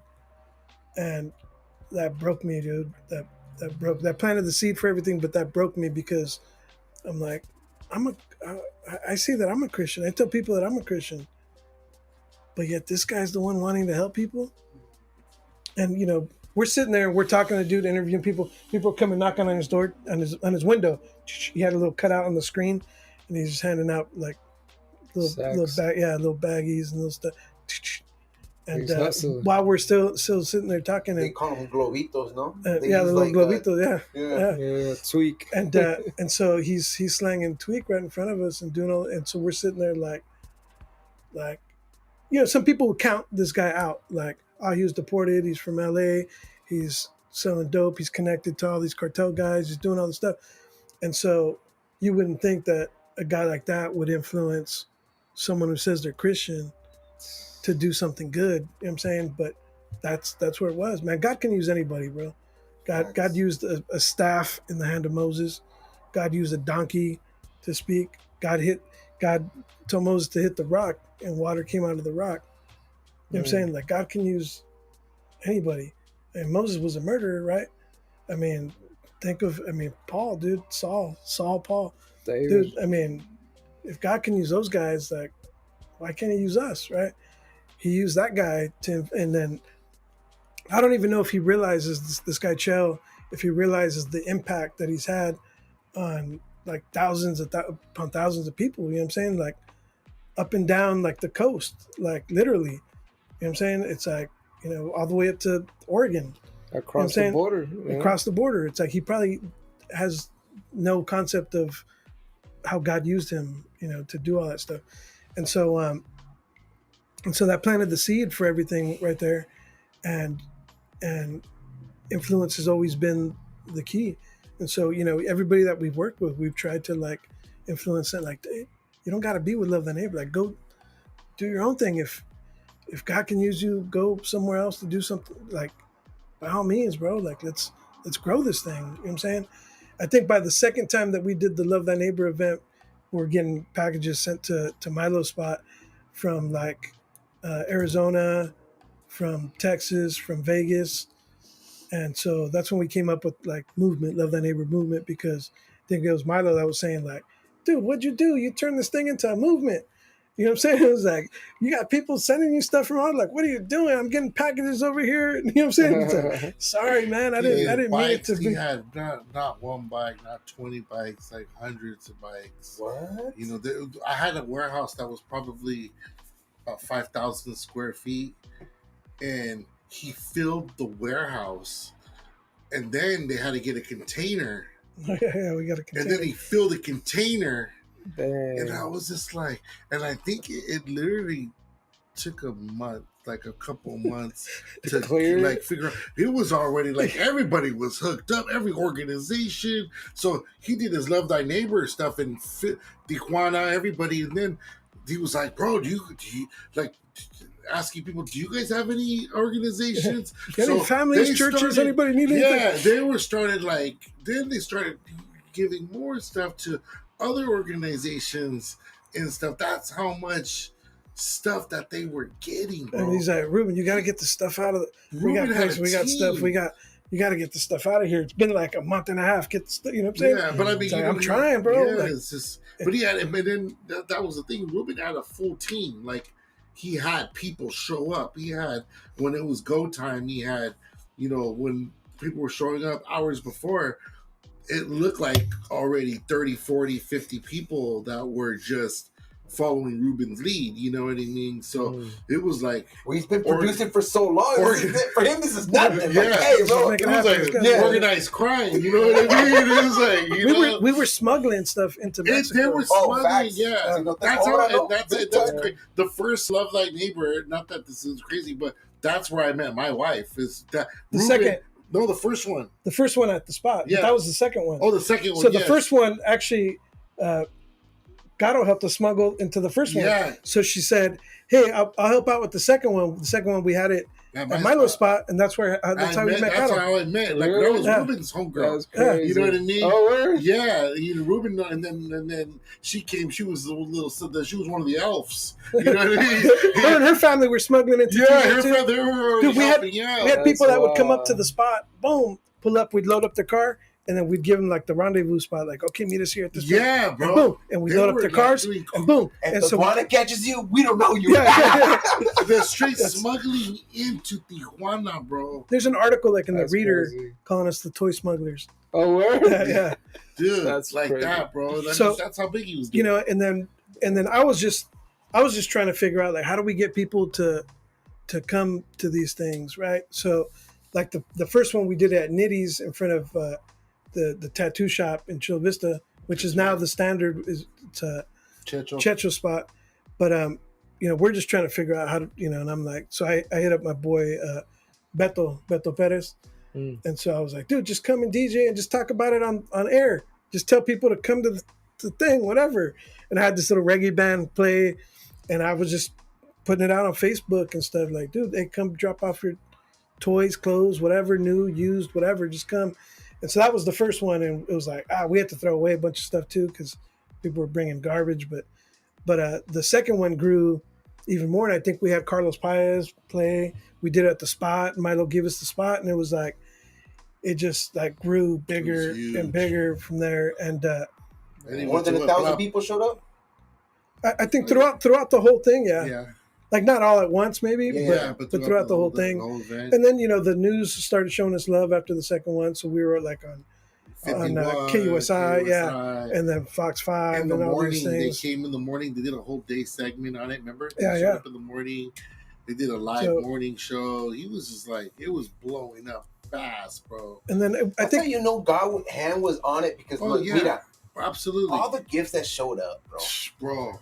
That you had so much you had to smuggle to Yeah, yeah. Mexico, Yeah. and then try to figure out, hey, do you know anybody in your neighborhood, any little kid that needs some size 5 Yeah. bands? That was overflow. Yeah, yeah, the the so many overflow size in the fives. storehouse. And I think it wasn't until 2016, What was that, Plaza Americas? yeah, or 2015. Yeah, 15 or 16. I think it was 15. When I came back to San They Diego, gave him a whole room. yeah, we took over the whole entire mall, the Plaza? Las Americas, the Wow. outlets at the border Yeah. right there. So Yeah, it was that whole side of it was all new. So there was some empty spots. So one of them we turned into like an indoor skate park, and then one of them we just had like all full of toys. Then the other one we turned into a barber shop. So whoever wanted could come get free haircuts. Boom. And then we had like Harley Davidson there. And I think that was the first year where we actually like I started pulling the card on some of the homies that were like that had influence, you know what I'm saying? because I never asked POD to do anything. I never asked Rey Mysterio to do. I never asked anybody to do anything. And I think when Mike Kellerman, South Bay Mike, when he came on to help, he was like, "Nah, man, we're gonna get them. We're gonna get POD to come." And I was like, "Nah, bro, I don't want to bother them with this. We're just collecting toys. It's all good. Like we'll make it happen." He's like, And Sonny "No, was no, already no." doing his whosoever's at the time Yeah. and stuff, you know. And so Mike calls them and is like, "Nah, man, you're gonna do this for me and Ruben, you know." And I was like, "Just leave him alone." You know what I'm saying? Like, I didn't want to bother him with it, and I was like, "How about we just start with an autograph signing? Let's just do an autograph signing." And so they came in. We did autograph signing them and Frankie J, and then we had Andy Vargas from Santana. So we had him perform, and then and it was like, dude, pack that place out. Like, to this day, that mall probably had never seen that many people. Like, it was crazy packed. Not even for Black Friday. No, yeah. And the next year they let us have it again, and we did it even bigger. And so that time we actually had POD play, we had Frankie J play, and we had Andy Vargas play. And I think that was the first year where I was like, okay, cool. You know, we're gonna start asking for the favors of all the homies. And so even like the first year that we asked POD to do stuff, we had what was chick's name? Piracy. We had Piracy come on and do some stuff on KUSI to help promote and do or Fox 5 or whatever it was. And, you know, we just started asking people to join in and help out. But it grew and grew. And from there, that's where I was finally like, you know what? I did all this stuff for Ray, and now I'm going to ask Ray to come help us, you know. And so I had Rey Mysterio come out and help us out a few times. Which is Mr. Ruben's his homie, right? And our homie Chris was behind the boards over here. WWE legend, Hall of Famer, He Rey was a Mysterio little from starstruck. Bro, I went through your Instagram, bro, and I saw the little jefe, the wristband. Or yeah. So bro, I did. You look smooth, bro. I did some. You look smooth, I used to do. bro. I was a referee for Rey Mysterio Senior. He had asked me to come on, and so I started refereeing some shows. Like I grew up on Lucha Libre. I love Lucha Libre, and I started doing these Lucha art shows at Milo Spot, and so they just blew up. You know what I'm saying? And remember how many people went to that first one, dude? Crazy, bro. Crazy. And so we had Rey Mysterio Senior come out, and he shared a few words and did the whole thing. And then, you know, when he was doing stuff right here, right off from Imperial, he was doing some wrestling shows. And so he kind of created the Jefe character for me. And so, you know, I walked out, I had my own music, you know, the Jefe music. And so he had a whole plan of what I was going to do. And then I think he had some health issues, so he stopped doing the shows or whatever. But, dude, I loved, you know, being involved and doing all that stuff. And that's another thing that he didn't even get to. That's a Oh, whole other that's podcast, another- bro. yeah, But yeah, the like, clothing brand. We talked about the it last clothing Monday. brand, Jefe, with Yeah. him and Sonny. Like, Yeah. you know, their offers, what they got. And, like, it was insane, bro. Like, you know what I mean? And I'm going to say it now here first, so you guys hear it now. But we're doing a collab with the Good Merc. And so we're going to do a limited run of some Jefe stuff, but as a fundraiser for my family. Oh, let's get So it. it's for a Let's good get cause too. Yeah, You know, you yeah. buy some old nostalgic Jefe stuff, and this is going to be a limited run. We're going to do it all through the Good Merc. He's going to print it for us, and he's going to ship it and do all the stuff. So if he already has the machine, it just makes sense to kind of, Yeah. you know, and he has the platform, he has everything. So we'll just do a limited run. I'm not sure which designs, but it might just be the one that just says Jefe or the Jesus one maybe or something. But I'm not going to do too much. We're not relaunching the brand. Me and Sonny were talking about it earlier, and he was like, "I saw you, homie. Like just run with it." And I was like, "I'm not relaunching the brand. I don't have a desire to create another clothing line and do." But I'm like, but if people like the stuff, like, and it can help my family at the moment, like let's dig into it and see what we can do. Let's go. So you're hearing it here first live, Yeah. but So share it, everybody. we're gonna do that. But we had a good run with the Jefe stuff. We impacted Japan and Spain and all throughout Mexico and Puerto Rico. We're in like Hot Topic in Puerto Rico. I remember seeing that. And what was the Miller's Outpost or whatever? All that. Yeah, the Miller's Outpost. Anchor Blue. Yeah. Anchor Blue. Yeah. And so yeah, we did some stuff. They had offered to be in what, Target or Walmart? Walmart wanted them. Walmart wanted us, and So let me ask this real quick. You know, since Milo's here, because you were, this is before you gave your life to Christ, right? Right. Oh yeah, way before. So did that influence you in a way? Like did that When I was watching him on the sidelines, doing his thing and I was always influenced by them. Like there's their whole everybody around them. They were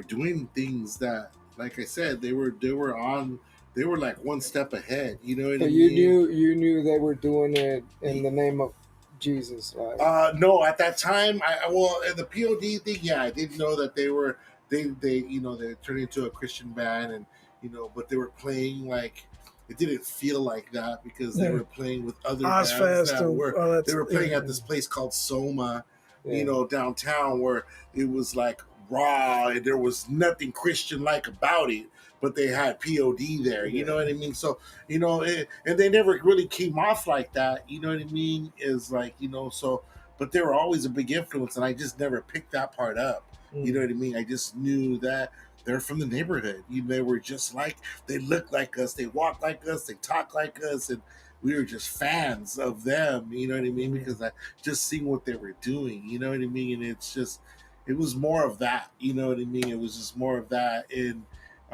and did that spark any interest in you, like oh yeah, or definitely, seeing what definitely. Ruben was doing, Yeah, right? because I mean, I think I started doing what they were doing a little bit later. My crack was like 2008, nine, then you know what I mean, 2010, and they were already had done so much by then. You know what I mean? They Mm. were already seasoned. You know what I mean? So it was like I could remember what they were doing, but you know what I mean. I was trying to like do something totally different, but we were still connected because Ruben was coming and bringing these big shows and bringing like in 2010 bringing Rey Mysterio to like and all these guys.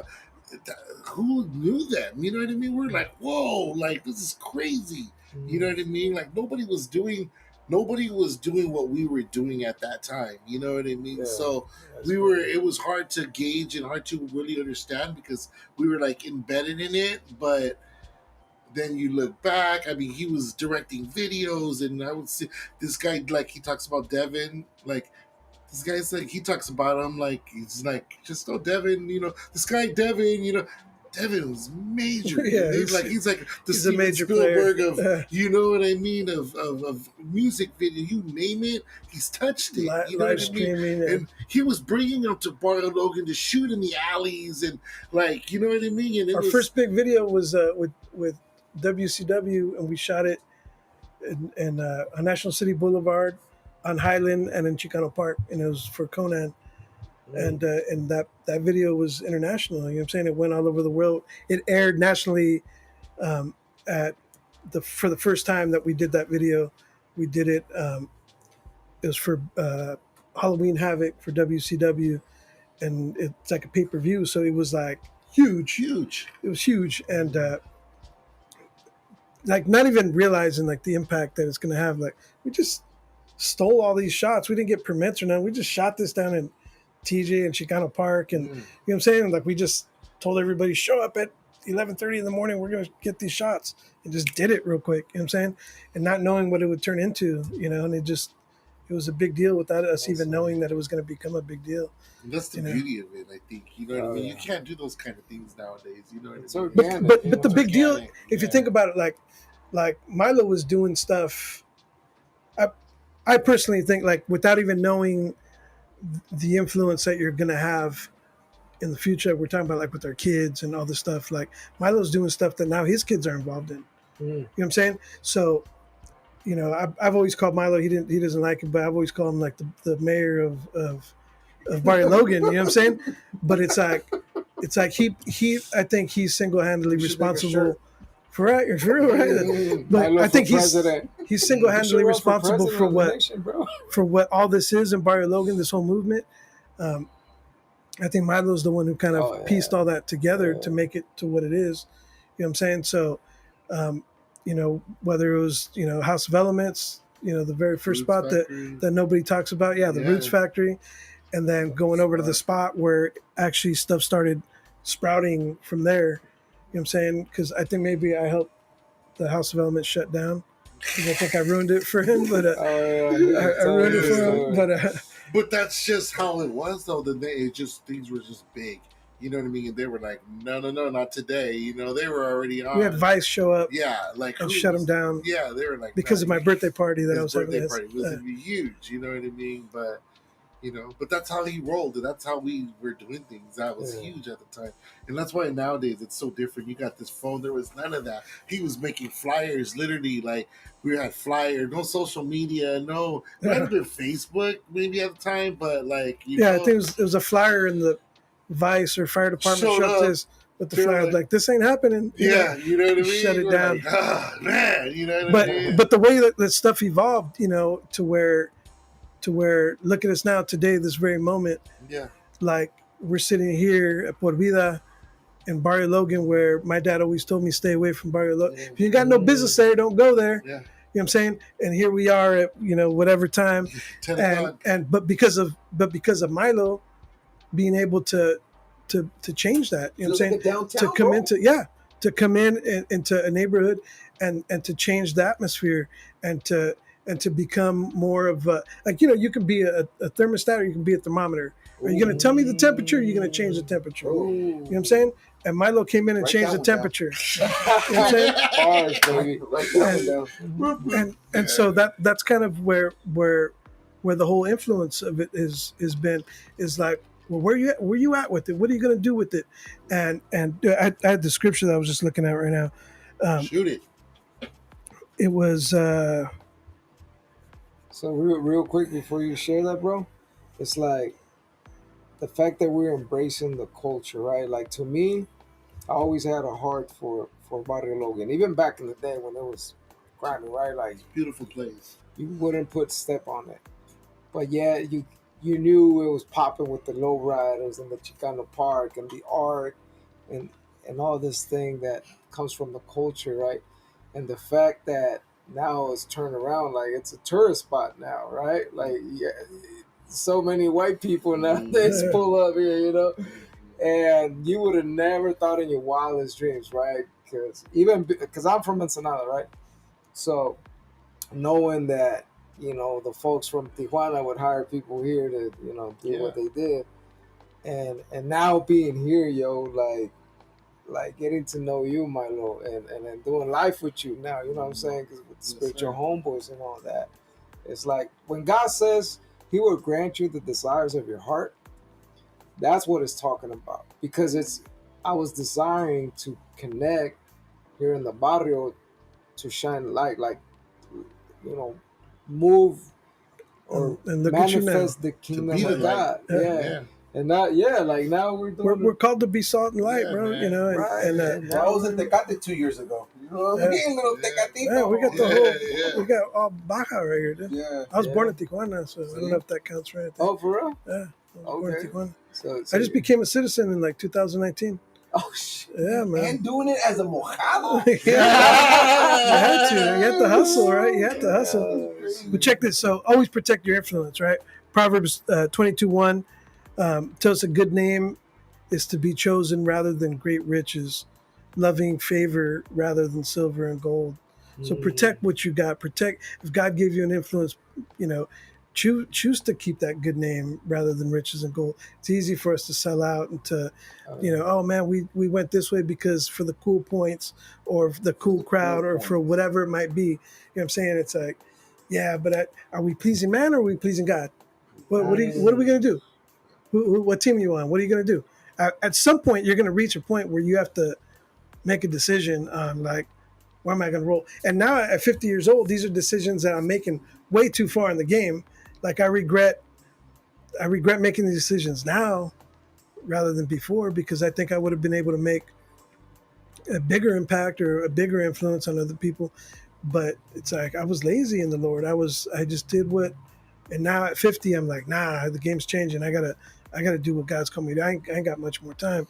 But Proverbs 29:25 tells us it's a dangerous trap to be concerned with what others think of you, but if you trust the Lord, you'll be safe. I think in so much, man, we get caught up in what other people think, of us. Are we cool enough to be in this circle? Are we doing this? Are we, dude, trust me, like all my homies, you can look around, everybody that I grew up with, tatted everywhere.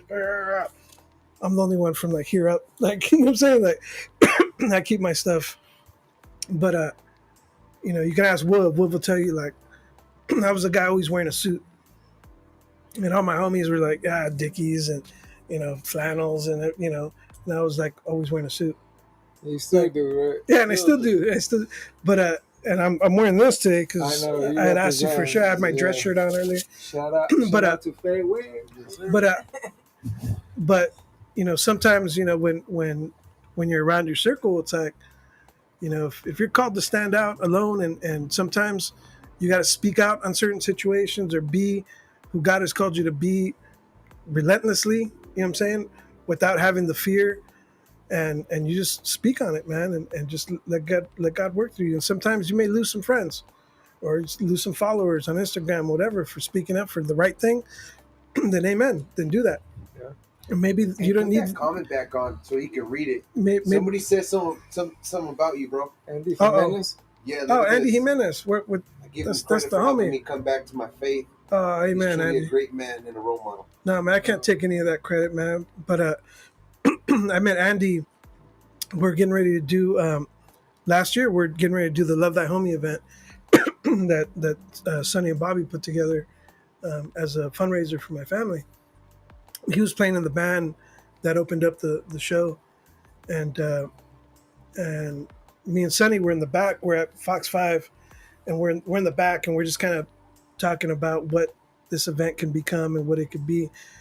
And Andy walks up to us, and he makes his introduction and says, "Hey, man, my wife has cancer too, and I know exactly what you're going through. And just want to say, man, much love, and thank you for allowing us to be a part of this." And I was like, "What?"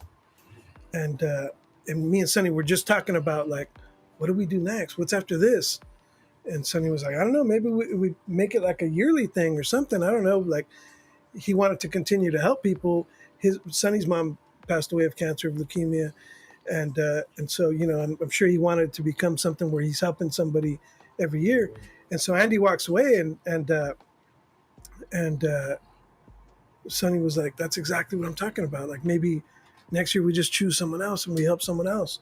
He's like, "That's the prime example. Like, we need to help the homies from the neighborhood. Like, he's helping us right now. Like, we need to help him." And and it was just one of those things. And so I tried to stay in contact with Andy, and I knew what he was going through. And it's like a weird bond that you make. Like, oh, you got cancer in your family, you got cancer in that, and you make this. Both of our wives are going through it, and like, so it's like a weird understanding. You know what I'm saying? You're sensitive to Yeah. the situation, right? Because you're experiencing it. And so in November, for my birthday this last year, instead of having a big party, I just put the word out like, "Hey, man, God put it on my heart to organize a men's retreat. So I want to do this men's retreat, and I'm just going to invite a bunch of men that are broken just like me and that need to hit the You didn't reset go? button." Which you didn't go, by the way. I invited you. I don't know how many Me times. neither. Yeah, Milo didn't go. I I invited would've all you gone. guys, dude. It was. Yeah, I'm just sure. off on the I'm sure Andy weekends. can attest. But it was powerful, bro. Call out. And Hey, do your 51st, bro. and let me tell you, we're gonna do it again this year. It's November 15th through the 17th. We already got the spot, so we're gonna do it again. It's gonna be up in Moreno Valley. But if we did that whole entire event just for one person to be impacted, which Andy, you know, if we did that whole entire event just for Andy, it was well worth it, bro. And Andy can attest on what God's been doing in his life and how the Holy Spirit's been moving him to start using his music, because he's a drummer. Now he's playing at a church. He's playing worship music at a church. He's been sober ever since. And dude, I mean, it's nothing I did, but it's like God just used that moment, and God used that situation. God and, used you to and our, influence Andy. whatever, however you want to look at it. But I mean, God, it was just at that moment, you know what I'm saying, where it was like we connected, and I try to stay. I mean, we don't talk every day like we should or whatever, but I try to reach out when I can, or or whatever it is. But I just it's that same thing where I'm like, all right, it might be a dangerous thing, but Lord, use me. You know what I'm Well, saying? And you it's gotta be about careful what you wish for sometimes, it's about But getting Andy, out of love you, that. brother. It's Yeah. about getting out of that comfort zone, right? Because I think that's one of the reasons why, as being a member of the church body, we don't influence because we don't want to face those uncomfortable moments. Yeah. We want You're to afraid of be, the backlash, or you're afraid of losing yeah, a friend or losing, someone that you know maybe not even matter. You know what I'm saying? It's an acquaintance, but you're afraid of what people are going to think of you. That's what we're seeing in that scripture. Like we've lost that boldness. We've lost that like King David danced naked, praising Jesus, praising the Lord. But it's like we don't find ourselves with that joy anymore. Like I find myself watching WrestleMania and cheering louder than I do in church. You know what I'm saying? It's mm, like, wow, what's wrong with me? How come I can't be? And sometimes we can do interviews like this and be bolder than when we walk through the mall and talk to somebody Facts. and share, or yeah, go to Chicano Park Day and share the gospel. mm, Why not? I'm just here to look cool, wear my cool shirt, and just walk around and give a thumbs up on lowriders. It's like, yeah, we're not really sharing the. You know what I'm saying? It's like sometimes like you don't need just go and love on people. that's Just love it. on people. That's it. But it just we're too afraid. We got our tails tucked between our legs, and we're too afraid to share. We're too afraid to speak up sometimes. We're too afraid to call people out. We're too afraid to, and it's like Christians are the worst, bro. Like they're the first ones to attack someone. One Christian falls, and everybody, see, I told you he was fake, and I told you, and it's like, dude, that's horrible, bro. Like, you realize like Christians are the only like that group like that they eat each other. You know what I'm saying? Like Christian cannibalism. Bro, It's like, bro, I let's stay lift each away other from up, that. and it's like let's love on someone. Or how do Yeah. we forgive someone? How do we help lift someone else up instead of see, I told you. See, I told you, that Mm, person was fake, or see, I told, and it's like, man, like we need some help, and yeah. and uh, and I'm not going to crap on the church at all. Like that's the bride of Christ. I'm not going to do that. You know what I'm saying? But do we need some help? Do we need some men to start stepping up? Of course. Mm, And where does it start? It starts at the home. It starts with the men. It starts with us, that part. right? It starts with a podcast like this. It starts with influence like business owners and entrepreneurs and people that people look up to. And it starts with all of that. It starts with culture and community. That You know part. what I'm saying? Yeah. And Yeah. that's where Milo comes in. Milo's gonna influence people that I can't. I'm gonna influence people that you can't. You're gonna influence people that he can't, and vice versa. And Dylan's doing it through video and media, and Chris is over here producing, and you know what I'm saying. And it's Yeah. like every. Y'all influencing me. But You listen, know? through Facts. when Jesus said, "I'm gonna make you a fisher of men," like that's cool. Like let's go fish. But for different types of fish, you need different types of bait, right? Ooh. So we're sitting here like, man, Oh, like you missed that I'm one. I'm not Marlo, gonna. you missed that one. I said earlier, what did he just say I again? said for Jesus is gonna make us fishers of men, right? Hey, Milo's ears went like But this. He's like, what was that? for different types of fish, we need different types of bait, right? Ooh. So that's what I'm saying. Like Milo's a different type of bait than I am. You know what I'm saying? He can go places where I can't, and I can probably go places he can't. You know what I'm saying? And it's like that with everyone. So Yeah. God, I mean, once you just let God use you and just say, dude, I'm available. Just use me. Oh, Break me down and use me. And allow yourself to be broken and allow yourself to see the places that you need help and allow people in your life to be those no people, because you Mm, don't want the yes people in your life. That's a bunch of crap. Easy. You see what happens, like you get in a P Diddy situation. If everybody is freaking yes men, right? You need someone to tell you, hey, nah, Milo, don't go down that road. Hey, dude, I seen you chilling with that dude, man. You gotta watch out, be careful, because perception sometimes too can kill some mhm. stuff. But don't go down that path. Hey, Enrique, man, I seen you chilling with this chick, Trucha, because I know that may just be your friend, but what I'm saying? Yeah. The devil creeps in, but what I'm saying? You need people to call you out on your stuff, and in a loving way. And sometimes you may not like it and it feel crunchy or whatever, but later on you're gonna be like, hey, thanks, Ruben, for or hey, thanks, if I said broke it down. Hey, Fernando, remember that time you told me? Thanks, Yeah. man, because it saved me a headache over here. You know what I'm saying? But we Accountability. need that. We Yeah. need the accountability, man. We need to not be afraid to get involved in a small group. We do it every Wednesday, man. If anybody wants to come to our spot, we go to Mike Kellerman's house, South Bay Mike. He has a small group there where everybody kind of teaches. You know what I'm saying? Whether it's him or me or someone else in the group, Kuya or Joey or whoever comes through, Memo, whoever. Like we all take turns, kind of leading it, Mm. and everybody kind of jumps in and everybody kind of shares their heart, and we bring the wives and the girlfriends and everybody, and it all stemmed from that retreat. But don't be afraid to jump in and be vulnerable, what I'm saying, and jump into That these part. small groups, what I'm saying. That part. Don't be afraid to go to a church and just allow yourself to be blessed. Like we need to encourage and also be encouraged. Mm. You know what I'm saying? Yeah. So don't be afraid to be Yeah. encouraged while you're trying to be the encourager at the same time. You know what I'm saying? Like Yeah. we need that too. We need to be fed. And sometimes, there's different levels or different churches or different places where you go where it's milk, and there's some places where it's just, you got Pura your carne meat. Yeah, you know what I'm saying? And it's up to you, whatever flavor like you go for, and whatever works best for you. I learn differently than you guys do, Yeah. I'm sure. Yeah. And I got different pastors or podcasts or sermons that I listen to, and just driving now, like I've made the conscious decision where it's like, all right, instead of listening to some NWA on the way up to work to start my day, I'm gonna try to throw in a little sermon from Pastor so and so or whatever. You know what I'm saying? Yeah. And it's like you make the conscious decisions to try to do that stuff, and it affects the rest So of your day. let yourself You know be what I'm saying? influenced by those Yeah, good men, right? yeah.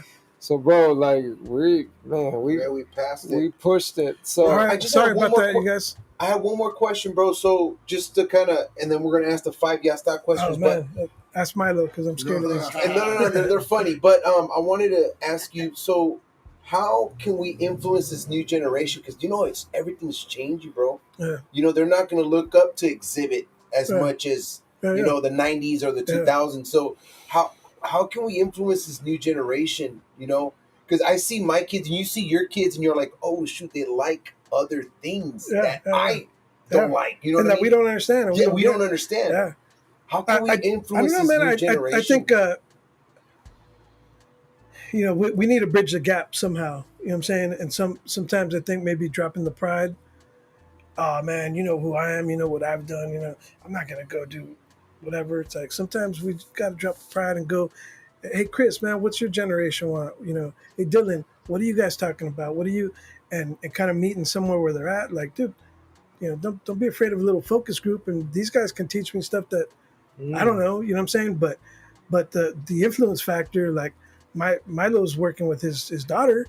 I'm saying he's already directly influenced that next generation that's going to influence them. yeah. Like I text my son earlier. I invited my son to. Hey, I was like, I'm gonna go do this podcast interview. You want to come through? But he was working on some music and he was making beats and doing some stuff. But you know, as men, we need to first impact the home. So even earlier I was like, hey, him, and I got like a bonus son that lives with us. It was my son's friend since like middle school, and he's been living with us a couple years, and he's we brought him in his family, and he's like my second son. You know what I'm saying? He stays at the pad, but I texted him earlier, and he converted from being Muslim to Christian, Oh wow. and Wow. so I was like, yo, man, tomorrow we're gonna have a Bible study at the pad when you guys get off work. Make sure you guys are there, and I think it starts with influencing those, like just showing love, teaching the all the crap that we went through that we don't want them to go through. Um, I think it all starts at love. You know what I'm saying? Like I That don't know part. everything, man, Mm. and I'm not gonna know everything, but dude, I can love you through some stuff, man, and teach you some of the stuff teach you some of the mistakes that we all made. You know what I'm saying? And we sometimes we got to meet them at their level. You know what I'm saying? And I don't claim to be Bible scholar. No, I just know what I've learned and what I can pass down. But but sometimes I learn more from the youngsters and they learn from me. You know what I'm saying? And I'm still trying to learn. You know, I'm still here trying to be in the mix with it. Right. But you know, I get on and I'm just like, so what do you guys listen to? Oh man, it's garbage. But I'm sitting there like, dude, okay, well, maybe I'll like something new. Maybe I'll like some of the younger stuff, whatever. It's hard to find some of that stuff because music nowadays and just the culture in itself, society, the substance isn't there the way it used to be. Like even back in hip hop in the '90s, it was like, you know, there was conscious rap and there was the message and there was stuff that was there that isn't there these days. You know what I'm saying? It's like it's hard to find Yeah. that stuff. So now it's just like, It's I emotional. find stuff and I'm just like, hey, you know something I like, dude, let me show you. And I've taught my kids all the '90s hip hop stuff, but other than that, it's like it's tough, man. There's that gap, and all I could do is just keep them in prayer, man, and Love on them, praying for right? that next generation because um, as any generation, you know what I'm saying, like you want like all the older cats, like we are saying before, like Chuck Smith and all these guys, like, dude, I want to learn what they did. Like, how did you get to that level? I want to learn the way you guys learn. And if we find someone on that level that can teach us, and then I'm hoping some of these kids, reach out to us older guys that would be like, dude, teach us how to bridge the gap between you guys and us, Mm. and I think we need to support more of the youth.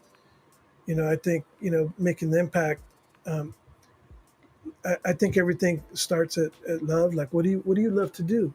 Like what we're doing Bring them in the conversation. what we're doing right now in the juvenile hall is we're introducing, like, me and Sonny got a bunch of stuff donated. I got some studio monitors and I got a studio desk, and we donated it to the juvenile hall down in East Mesa.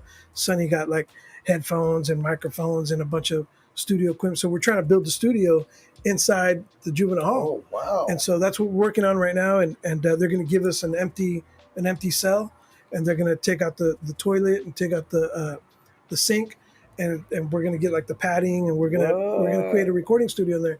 But Inside. yeah. So it's already in the works. We're already working on it.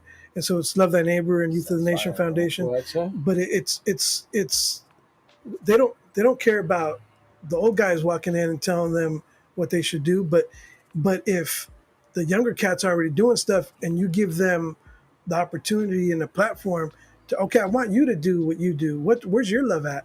And you give them an opportunity to express themselves. It meets at love, bro. You know what I'm saying? Like, dude, I love you enough to come and bring you this desk and these speakers and the studio equipment and the stuff that we're doing. Art supplies, me and Sonny gathered a bunch of art supplies, and we brought it to allow them to express themselves creatively. Um, Dude, God was creative. You know what I'm saying? Mm. Like the first Yeah. sentence in the Bible says God created, right? That So part. so like Yeah. he put that a little bit of creativity in all of us, right?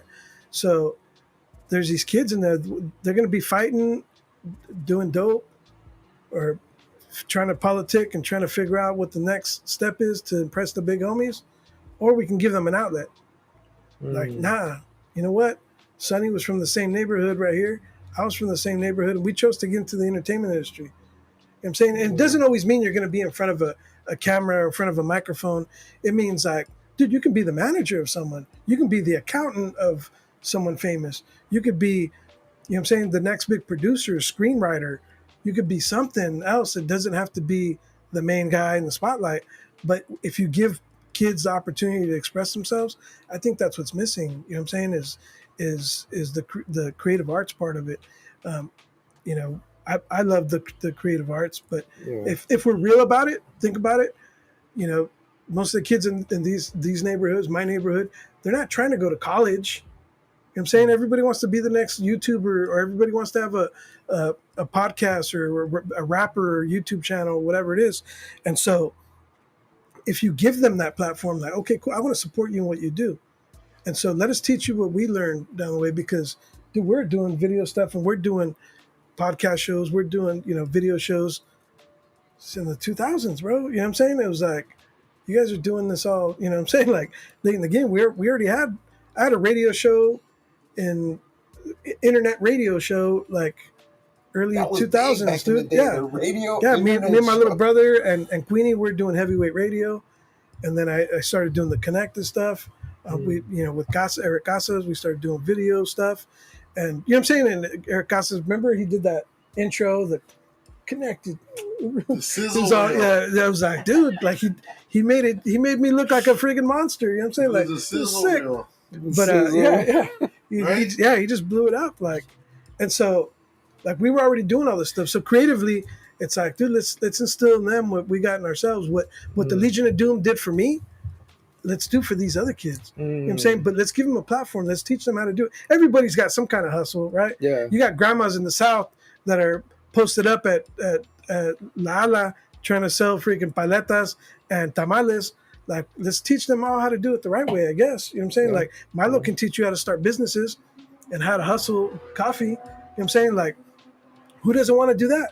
Like, dude, let's do a class where Milo's teaching these guys how to do this stuff. Let's get Eric Casas and teach kids how to do video work or whatever it is. You know what I'm saying? Like, so we're trying to collectively gather the older cats with influence to come in and teach some of the younger cats, like, yo, this is how you can get into act. Like, we're gonna do a whole Chicano Hollywood movement inside the juvenile halls. Both of them, the one in Kearney Mesa and the one in Let's Otay Mesa, go. where we're gonna bring guys from LA. We're gonna bring Hollywood to the go. hood. You know what I'm saying? So we're gonna get screenwriters, producers, directors, Yes. actors to come in and talk to these kids about, dude, yeah, you might be in the place where you're at now, but in 7 years when you get out, come see us and we'll put you in movies. We're gonna bring down the lady who does she does the casting for like some CBS shows. She used to do the This Fool, SWAT, and that kind of stuff. You know what I'm saying?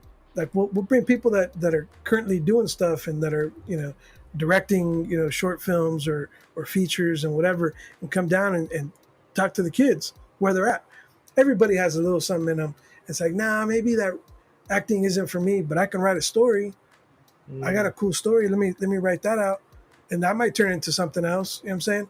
So like, there's always something there for someone somewhere, and like, there might be a kid who's like, nah, I don't want to be in front of the camera. I don't want to do all this stuff, but maybe he's a great cameraman. You know what I'm saying? Maybe he's a good editor. Maybe he's something else. I'm saying not everybody is called to be in front of the camera, in front of the mic, but if you have that creative itch, then dude, let's feed that to him. Sky's You the know limit, how huh? much dope talent Milo knows how much dope talent is inside the prisons. So much, you know what I'm saying? So it's like there's some prisons, even in the juvenile hall, it's like they don't have art supplies. They don't have oils and paintings and charcoal and stuff to do some dope art. But if you give that to them on an incentive basis, if you don't get in fights, if you don't get caught with dope, if you're not doing all this stuff, then you get to do this stuff. Yeah. And we've done a couple of events already inside the juvenile hall where it's like, hey man, if you don't fight, if you don't get caught with dope, and if you don't have a cell phone and you don't get into any trouble, then you get to come to this Love Thy Neighbor event. And guess what? We brought in some lowriders, and we brought in like we teamed up with SDPD, and they brought in like some of the Chargers and some of the so it's like we brought in lowriders. There was a taco guy there, and it's like, when was the last time these kids got tacos? You know what I'm saying? Like, nah. So it's like, dude, if you behave on an incentive program, you get to hang with Sonny from POD. We brought Joseph Lucero from the Mayans, and he rolled in his friggin' Harley, and you get to come and you get to be Inside like, the detention center? yeah, dude. Yeah, we had Bro. we brought in lowriders. We did the whole That's thing, amazing, dude. bro. They're playing football with former football players, the former NFL guys. There was all kinds of different like vendors and people, and so like, people were coming up like, dude, so what are you guys about? What are you guys doing? And it's like, that's the moment where you have to like share. You know what I'm saying? Like, we didn't hand out Bibles, we didn't do nothing, but we're just like, dude, so what's your story, man? Like, and like George Chappell from Restoring Citizens, like those guys go all the time. Those guys are in there all the time, and they're taking their influence from spending, his partner Eddie Blajos. He spent like 42 years in prison. George spent like 23 years in prison or whatever, and so all the influence and everything that they learned from being inside and the dope game and everything else, they flipped it, and now they're doing like men's homes, and they're doing all these like positive things. So now they're talking to kids about like, hey, when you get out, come see me. We'll help you get a job. Come see me. We'll help you get a place to stay. Come see me. And dude, they're helping so many people by doing that. And so they went into but they go in all the time. You know what I'm saying? Like, Yeah. and so Memo's been going in. He's been taking his laptop. He's been teaching kids or talking to them about graphic design. I think Dylan. I think you're going to go in too, right, with them. Maybe I'm tripping. Man, maybe you should hit a memo and go do this thing. Talk to the kids in there. There But you Give back. but they want consistency and they want this go. stuff to That's and the key right sometimes it's there. hard. Yeah, that's the key. But Consistency. but I'm saying it to say like when God's giving you that, man, like find a place to do it. And so how are we going to influence the next generation? Like I don't know. I don't have all those answers, and I can't teach all these things because I don't know how to. I can't draw, I can't sing, I can't dance, I can't do none of that. You can referee. But I though, know all I know day. people that do. I know people that have all these things. Yeah. So let's get them in there to teach these kids. So like maybe it's not something I can do direct, but it's God has given me these contacts and resources Exactly. so that I can kind of put it together and produce it and bring it in. You know what I'm saying? Oh, So you should do a little movie, bro. let's do it. Little movie on your testimony. Right. No, I am working on a Start- screenplay, and my boy LV up in LA is he's talking about directing it for me, and we just talked this past weekend about putting a little something together, maybe like a little 30-minute movie just to kind of introduce Who what will it could play be. you, bro? No, it's not going to be on me. It's just a story. I would say Robert De South San Niro. Diego Robert story. De Niro. Yeah. He Yeah. came out on you guys know he came out on Kilroy, right? What? The movie Kilroy. Kilroy, yeah. You guys Yeah, I've know? I had the opportunity to be in a couple movies and No, stuff because too. you know what? I see that. You know how God, you started ministry ministry. You started working with all these artists. And mira, como Dios te preparó, you know what I mean? To put all these stuff together. Yeah, And yeah. it was probably easy for you to make a phone call, right? Like, Yeah, hey, yeah. let me make a phone call. I hate asking people to do stuff, but I think it just became that. Yeah. You know what I'm saying? And it, especially people like I know people are busy, dude. So it's Yeah, like facts. asking people to come in, but when I know people have the same like passion for it, and Yeah. like Yeah. when I first started pulling favors like with Rey Mysterio, I don't ask Ray for anything. I don't ask him for, hey, let me have a mask, let me get tickets to the thing. I don't ask Let him me for get your nothing. You know what I'm shoes. saying? Mhm. But yeah, I don't ask. And then finally, I was like, look, bro, I don't ask you for anything, but can you do it for the kids? Like, Yeah. come with us to come do this thing. So like we did a couple of events with them. One of them that's been probably one of the biggest things and that I love that I think made a huge impact was we gave out a bunch of bikes in TJ. I mean in at Smythe Elementary in San Isidro, Mm. and so we were able to like give like the whole third grade class like bikes. So we did the whole thing like again we brought in the creative arts. So we told the kids, hey, we want you guys all to write a story on what you would do, like a little essay on what you would do to help the senior citizens and the homeless in your community. And so they all like wrote this big old thing, and we still got the letters, man. It's touching, like That's why. some of these kids. But what we want to do is plant the seeds of change, and That's it. it's kids from San Isidro. Some of these kids are living in hotels. Some of them are living Oh, yeah. in their cars. Mm. You know what I'm saying? So it's like, and to try to plant that seed of change to where it was like, you get them to think differently.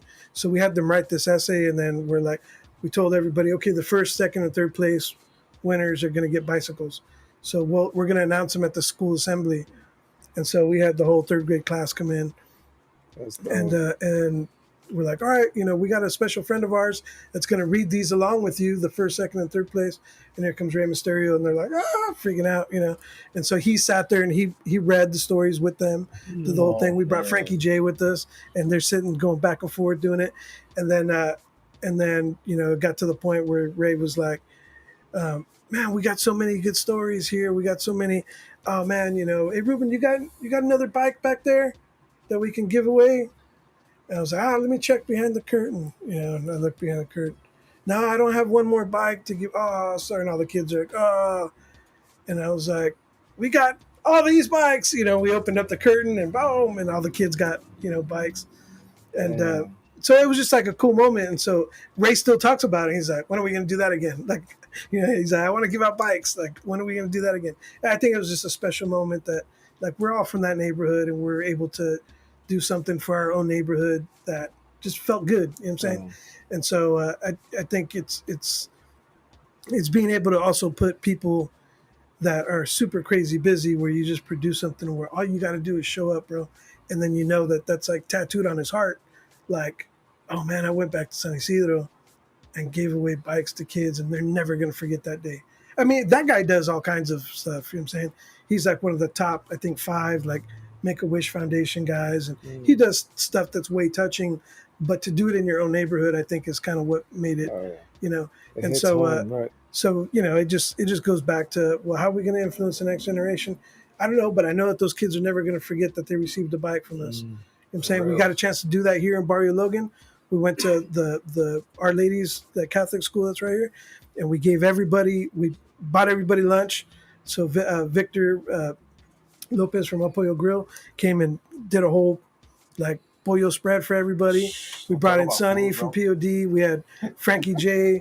We had Rey Mysterio. Everybody came to talk to the kids, and then we gave away. Every kid got got a pair of movie tickets.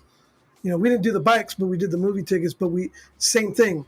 We had them all write an essay on what they would do to help their community, help the homelessness. They see homeless every day right next door. You know what I'm saying? So it's like, you know, I don't know, but I know that we planted some seeds.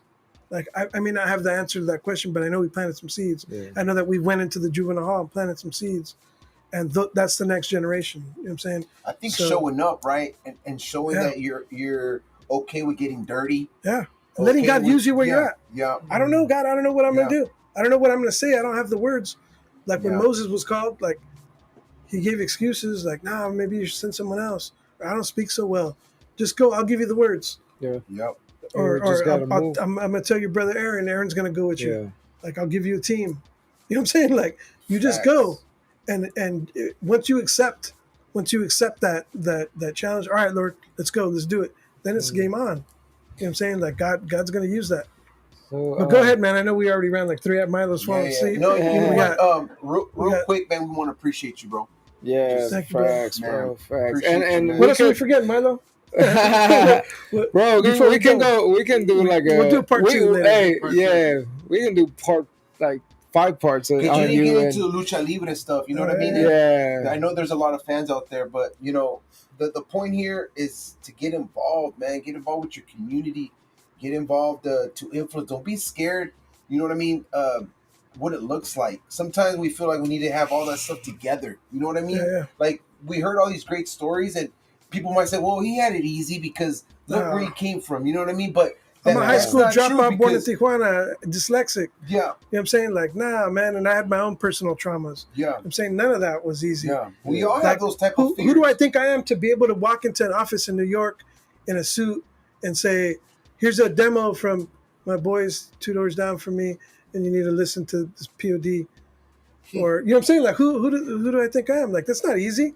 Yeah. You know what I'm saying? Like, no, I had nothing easy. Nothing was handed to me. You know what I'm saying? It was like, oh, you want to make some noise? Go make your own noise. When we were rapping back in the day, we didn't have a venue. We created our own venues.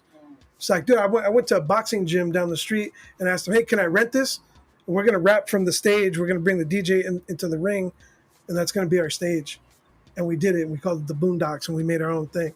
And I was renting out the Boys and Girls Club on Oleander and on L Street because we didn't have venues like that. You know what I'm saying? Like, Soma was barely, like, they wouldn't do anything hip hop.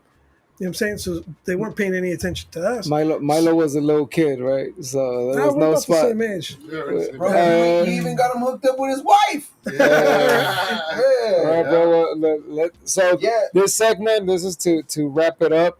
And my boy right here, Lamont, he's the one that came up with it. It's the 5 Yastas questions, bro. They're super random. They're funny. But we're going to answer real quick because we ran out of time. First question, okay? Yastas question number 1. What is your worst subject in school, bro? What was your worst subject in school? I think everybody hated math. You know what I'm saying? I think math was right. I should have been better at math, but I failed Spanish. Go figure. Yeah, it's my first language. failed Spanish. Uh, But shit. yeah, I math, joined math, Spanish math, to get my math first A. sucks. And you know what? Even my daughter, like they do all these crazy like algebra and all these other calculos, all that stuff you're Oh, never gonna that's use, bro. wild. Like I'm Yeah. 50 years old. I never had a freaking calculos Yeah. project that I needed to Yeah. do at this age, or algebra. Quite like, nah, dude, right? I don't know. We're old, dude. Kudos. Calculus, you know. That was from Stand and Deliver, the calculos. What about you, Milo? What was your worst subject in school, bro? What's the class? School. School, yeah, the one School you in wanted. general. I always, School. School. I, All of them. I always say I never went to high school. I went to school high. I was high at school the whole time, dude. I was You guys selling. didn't play any sports? I was selling weed at school. I was doing all that. I corrupted a lot of people at school. I wrestled. I wrestled at Go school. figure, bro. I tried. I tried out for football just to prove that I can make the team, and I made the team, but I just didn't. I wrestled I just. the whole cheerleading squad. Just kidding. What about you, bro? What's your worst subject at school? History. History? Yeah. Oh, I love history. That's my favorite, bro. That thing was just boring. That would make sense to me, especially if it's rewritten. You know what I mean? I You was went to like, school in Mexico, huh? Yeah. Bro, Yeah, right there, I they know. spanked you, bro. Yeah, Oh, yeah. Headlock. oh, yeah, yeah. they had the paddles back then. Oh yeah, with the ruler. Yeah, and the I had a rulers, teacher the in ruler on third the grade. fingers, He would pull on the the knuckles. sideburns. Yeah. He would pull the sideburns, bro. All right, question number 2. We're gonna go fast, eh? Question number 2. What does fasting mean to you, bro? Mm. Fasting mean to you? Fasting means something that I wish I could do more of. I think it's an essential part of the spiritual battle that we're supposed to go through. That I don't do enough of, um, and it's Jesus fasted. He was the ultimate example, and I just sometimes I just can't. Fasting is, I think, something private between you and the Lord that you shouldn't have to announce to everybody that you're Exactly. doing a fast. Mhm. If you're doing a fast, you know, hey man, you want to go out to go have tacos with us? We're going down to Salud. Nah, thanks, bro. I'm fasting. Nah. You said that Yeah. with a lot of Yeah, conviction. I'm fasting. Like, no, just say, You've heard, no you've heard thanks. that. I'm good. You heard that before. Yeah, just no thanks. I'm good. You don't got to let everybody know, dude. The scripture tells us, Yeah. you know, you ain't got to go stand out in Just the. put ointment on your face. Yeah. Get up. Yeah, Get, you don't need to Wash stand on the up, corners wash up. and tell everybody, look how holy I am. I'm fasting. Like, that's something between you and the Lord. You know what I'm saying? Amen. Okay. So fasting is a special part of atonement that you do between you and the Lord. That's a special part of repentance, and you do it for several different reasons. But one of those is to draw deeper into your spiritual walk and draw deeper into knowing Him and Him knowing you, right? And you're giving yourself up, and it's a sacrifice that you make. And I wish I could do more of it. You know, I don't. I stay chubby, but I wish I could. You know, I don't know if my blood sugars and my diabetes lets me do all that, but you know, I wish I could. I wish I could do more of that. But you know, sometimes, you know, now they got rules on it. It's like, oh, you can do the Daniel fast. You can eat nuts Now they got and this, rules on and you got this, and you could do that fast, this type of fast. And it's like, yeah, cool, man. Like, oh, I'm gonna fast from watching the news. I'm gonna do social media fast. I Everybody's like doing watching all those these. crime shows, bro. Yeah.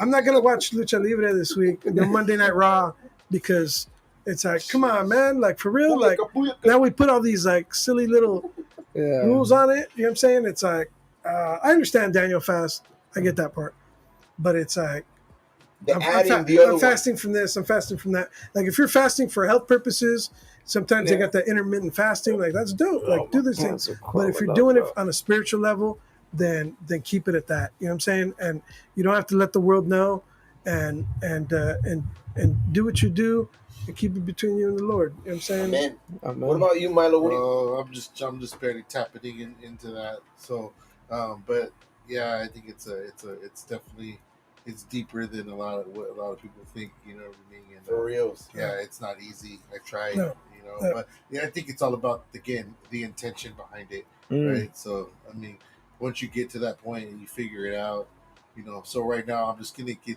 I call it. You know what? I have my own. I call it fat steam. I'm fat steam right now as I eat food and It's the opposite I'm of putting fast. it on. But yeah, no. Someday, you know, I mean, like I said, I'm trying to get there. But it's an intentional thing, and you gotta have that intention.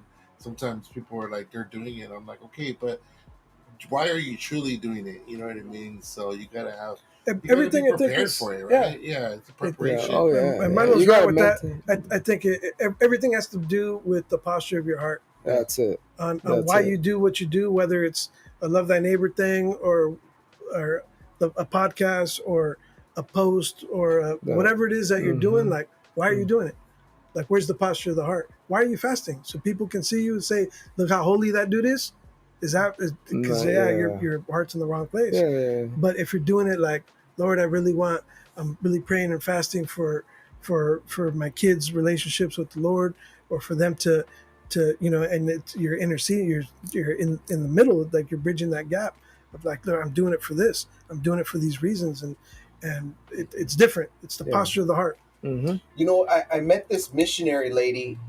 She at my mom's church at Tecate, we receive a lot of missionaries. And one time we're going to go evangelize, and she goes, a lot of people, oh, let's pray before we go. Let's pray. She's like, no, you're supposed to pray before you get here.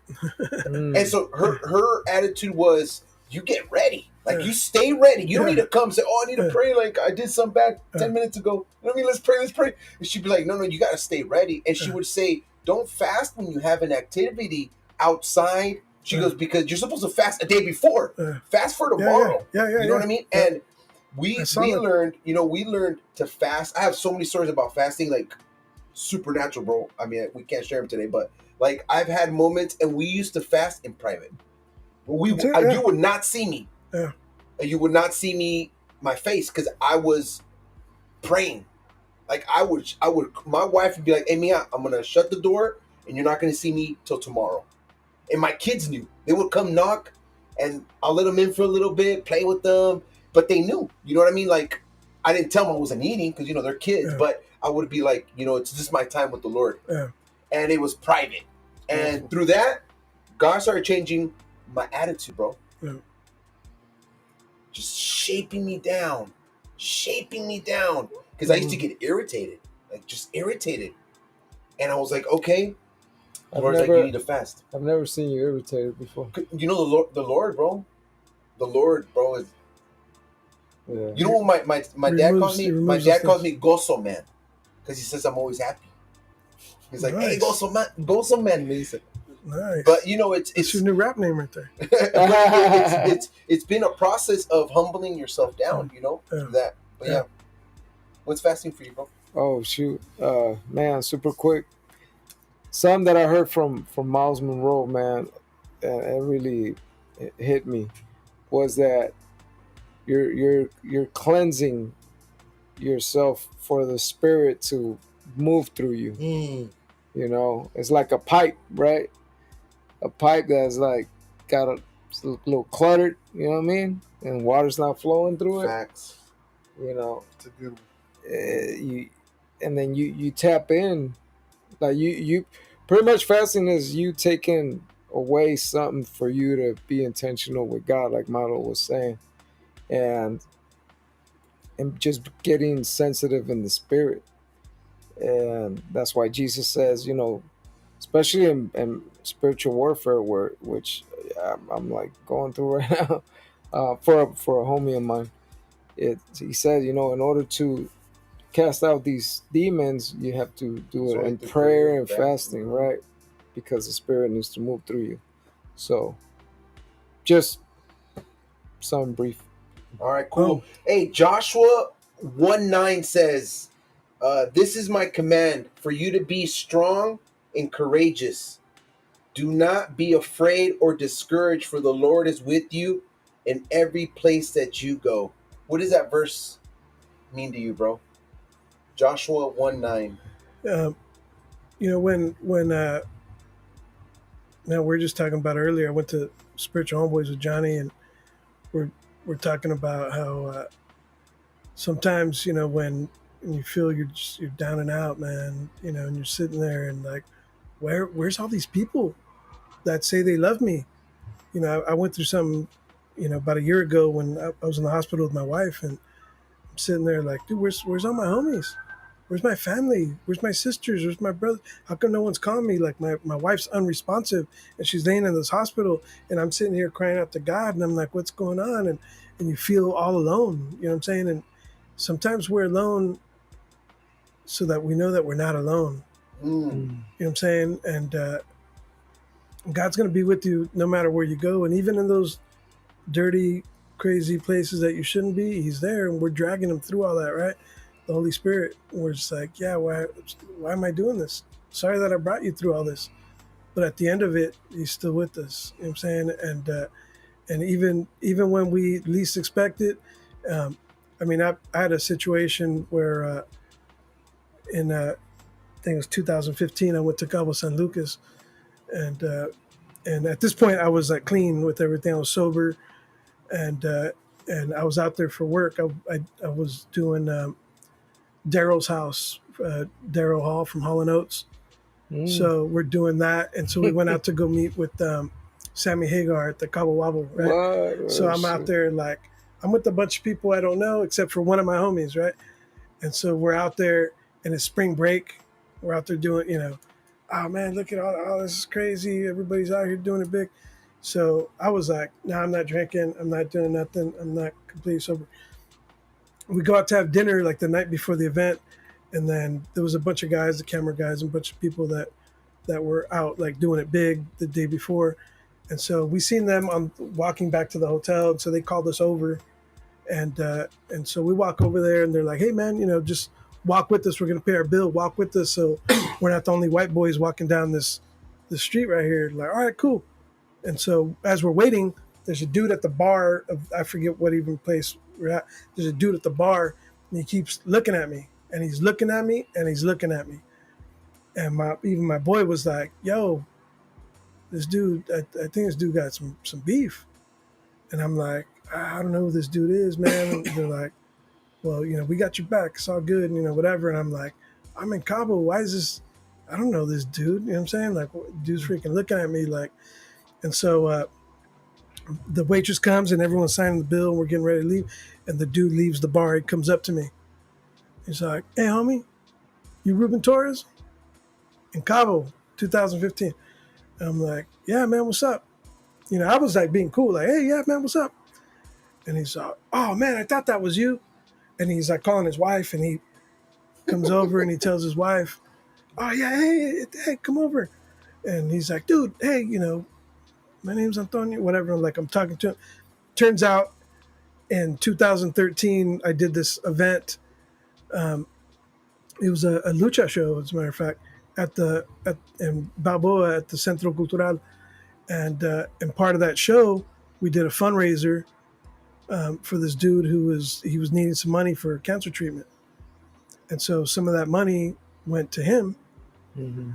and and I didn't even recognize him. I didn't know nothing, whatever, but he was there celebrating a birthday that he's alive. His mom, his mother-in-law was at the hotel watching his kids, but they were there celebrating that they were able to have another year with him. And so he came and he's like, he was started to cry, and he's telling me like, man, you know, you helped me out, like the money that you helped donate to the thing, helped me out with this. And so we're sitting in the middle of this bar in Cabo San Lucas, me, him, and his wife, like this, crying. Like, all these people I don't even know on the outside are like, the heck's going on over here, dude? You know what I'm saying? Like, why are these guys crying in the middle? And I was like, I'll tell you guys later. But I'm saying all that to say that I went to Cabo San Lucas thinking I could have been partying. I could have been hanging out with chicks. I could have been faded. I could have been, but someone's always watching. You know what I'm saying? And God used For that real. situation. And so I could have ruined my whole testimony by just sitting there pounding them back, hanging out with some chicks in the middle of, you know, spring break or whatever. But this dude happened to be there and see me and come up and talk to me. Imagine if it was the other way around, man. I could have ruined it all. But so when we take God into places, like He's always going to be there. Well, Mm. even when we think He's not, or you're hiding from Him, or whatever, it's like God's always going to be there. So that's what I got from that. So Damn, that's hard. sorry for that story, bro. Yeah, no, it's all Yeah, good. Milo? Could you read that again? Yeah. Sorry, So man, Joshua I took 1 it 9 off. says, "This is my commandment, to be strong and courageous. Do not be afraid or discouraged, for the Lord your God is with you wherever you go." I mean, perfect. Um, I think it's like an easy one for me. It's like no matter good, bad, anything. I mean, God's always going to be there for us, no matter what. He's always going to be that one lifeline. You know what I mean? And I think that uh, even though we did, and I think that the a lot of us too, we know that, but we sometimes we choose not to recognize that when we need him the most. You know what I mean? We always like take the exit route. You know what I mean? Knowing that through hard times, good times, sickness, health, like we can always go to him because he's always going to be there. He's the most faithful person to us. You know what I mean? But um, I mean, like Ruben said too, it's like the same thing. It's like he's gonna be he is our get out of jail free card. You know what I mean? Mm, And he's gonna always be that. But like I said, sometimes it's hard for some of us to recognize that, or we don't recognize it when we really do need him, or so. But I think that the more you get deeper into your faith with him, the more you know his availability to you. You know what I mean? It's not just during a prayer, or not just when we need something, or you know what I mean? He's not a genie. Yeah, he's exactly. You know what I mean? Like, oh my God, He's not a yeah, genie. I'm gonna rub on this Bible, and hopefully that know what I mean, answers my prayers. But that's I think good. like, and even with people that are not riding, side by side, or don't even have a relationship with him, God's with everybody. You know what I mean? And I think everyone's gonna have their season to know how truly available he is. And I'm learning that now. Like he's came through so much for me in the past 3 to 6 months, and not even asking him, but knowing that I truly surrendered myself to him, and he's like, "All right, I got you." You know what I mean? And it's That's just dope. knowing that your family's covered, your kids are covered, the people around you are covered, and I think he's an amazing God. He's an You know? amazing Praise God. God. Praise God. What you got, bro? Yo. Well, if God gives us a promise, it's because He knows that we're gonna need it, right? So if He's saying be strong and courageous, it's because we're gonna feel weak Mm-hmm. and we're gonna have fear, right? You don't tell your kid, "Hey, I don't want you to play video games before you do your homework." It's because you know he's gonna want to play video games before he does his homework, right? So sometimes we feel bad, like, "Oh, I got this fear," or I'm feeling weak, or I'm not, I feel bad right now because I feel like I'm letting God down, or I can't share that with my fellow brother because then they're gonna think I'm not being spiritual enough. And it's a promise because God knows that we're gonna feel like that, and that's why He's telling us, "Hey, I got your back. You know, be strong, have courage, because I am with you, no matter what." So that's why. Facts. All right, question number 4. I know the answer to this one because most of you got them already. But what do you guys think about tattoos? You guys think it's bad or good? Like, what do you guys think, bro? I'm Because I'm people, addicted. I mean, if I could have my whole body in tats, I would. You know what I'm saying? Like, I just love it. I just look at like this is our Earth suit. You know what I'm saying? Like, it's like yes, luggage, and we're just slapping a sticker on our luggage. You know what I'm saying? Like, Mhm. this is this is That's a good this is point, bro. not I what never it's seen it gonna like be. that. You know what I'm saying? Like, and people ask you, oh, what about when you're 80 years old? You're gonna be, I'm like, yeah, I don't care. I'll wear my stuff with pride. I don't care. You know what I'm saying? Like, and God looks at the heart. You know what I'm saying?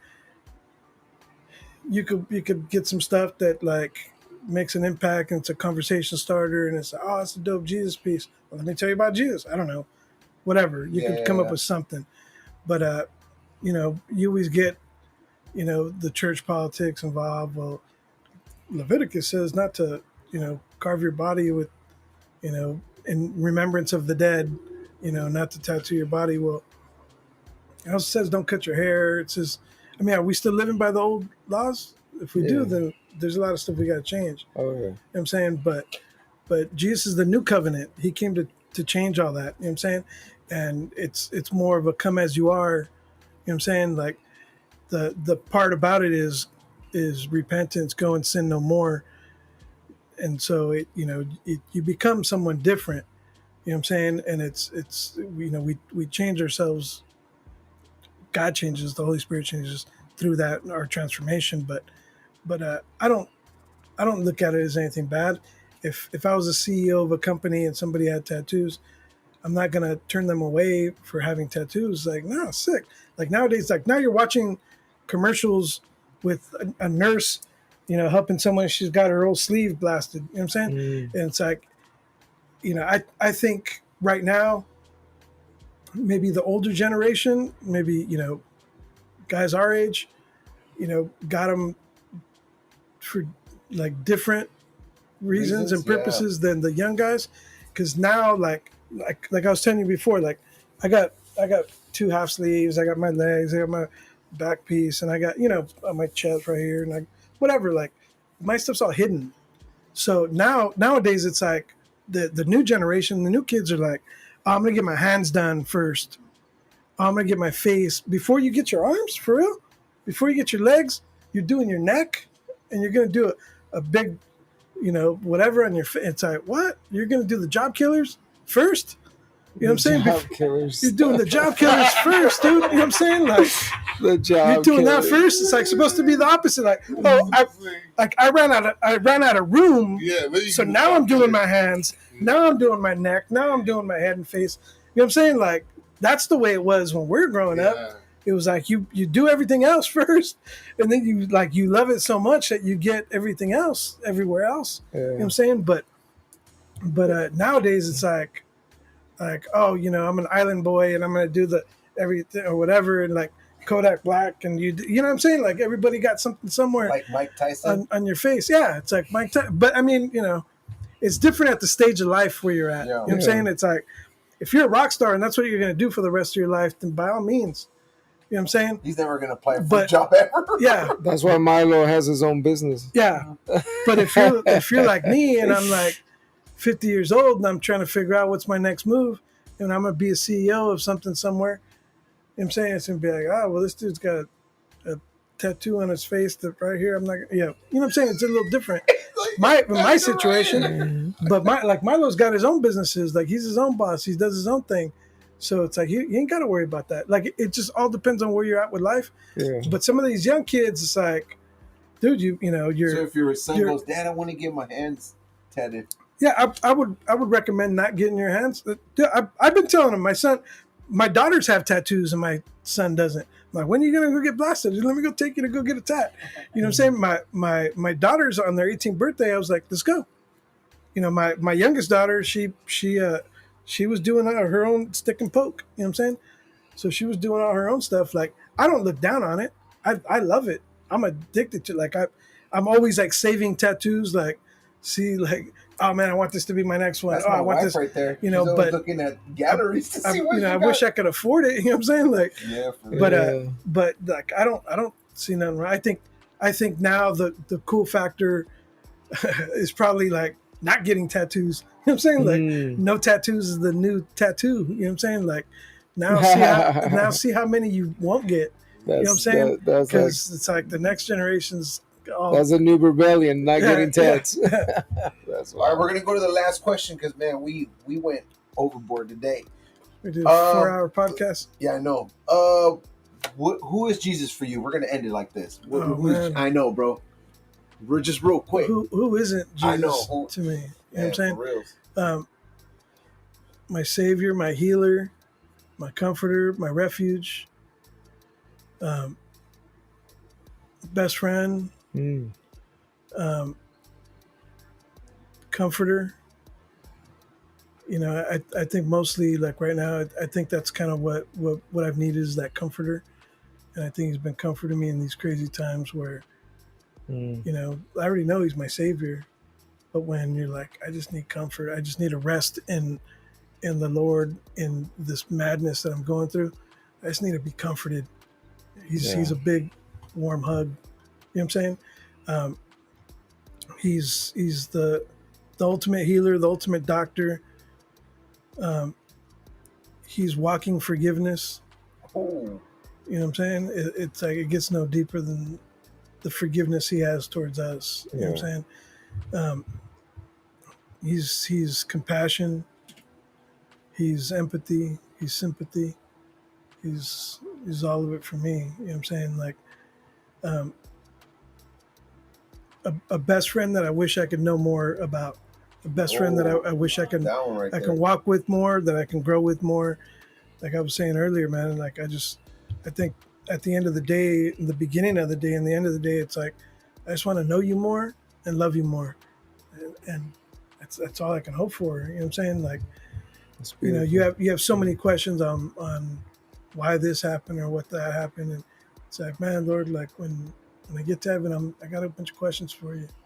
But for now, I'm just gonna accept the fact that this is your will, this is the way you had it. I'm just gonna take it for your word. I mean, I understand it. I'm not going to, but for me, if you died for me, like what can I? You know what I'm saying? Like what can I Yeah. say? Like you're you're my lifesaver. You know what I'm saying? And you're the ladder when I'm in the hole. That You know one what I'm right saying? there. It's Something that's powerful in my life scripture. jacket.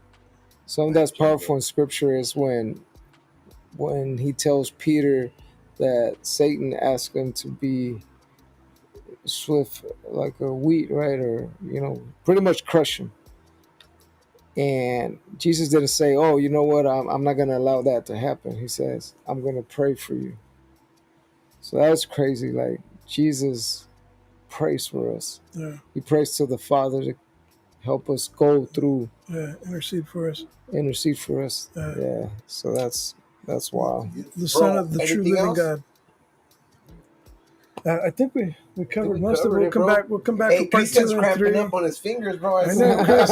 He's like a little T-Rex right there. Yeah.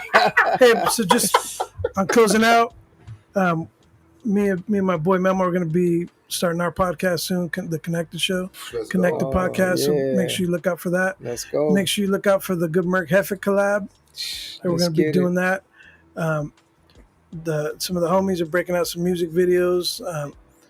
Paco Matson got some videos that are coming out. POD's got some new stuff coming. Mm. Their stuff has been #1 on the charts right now.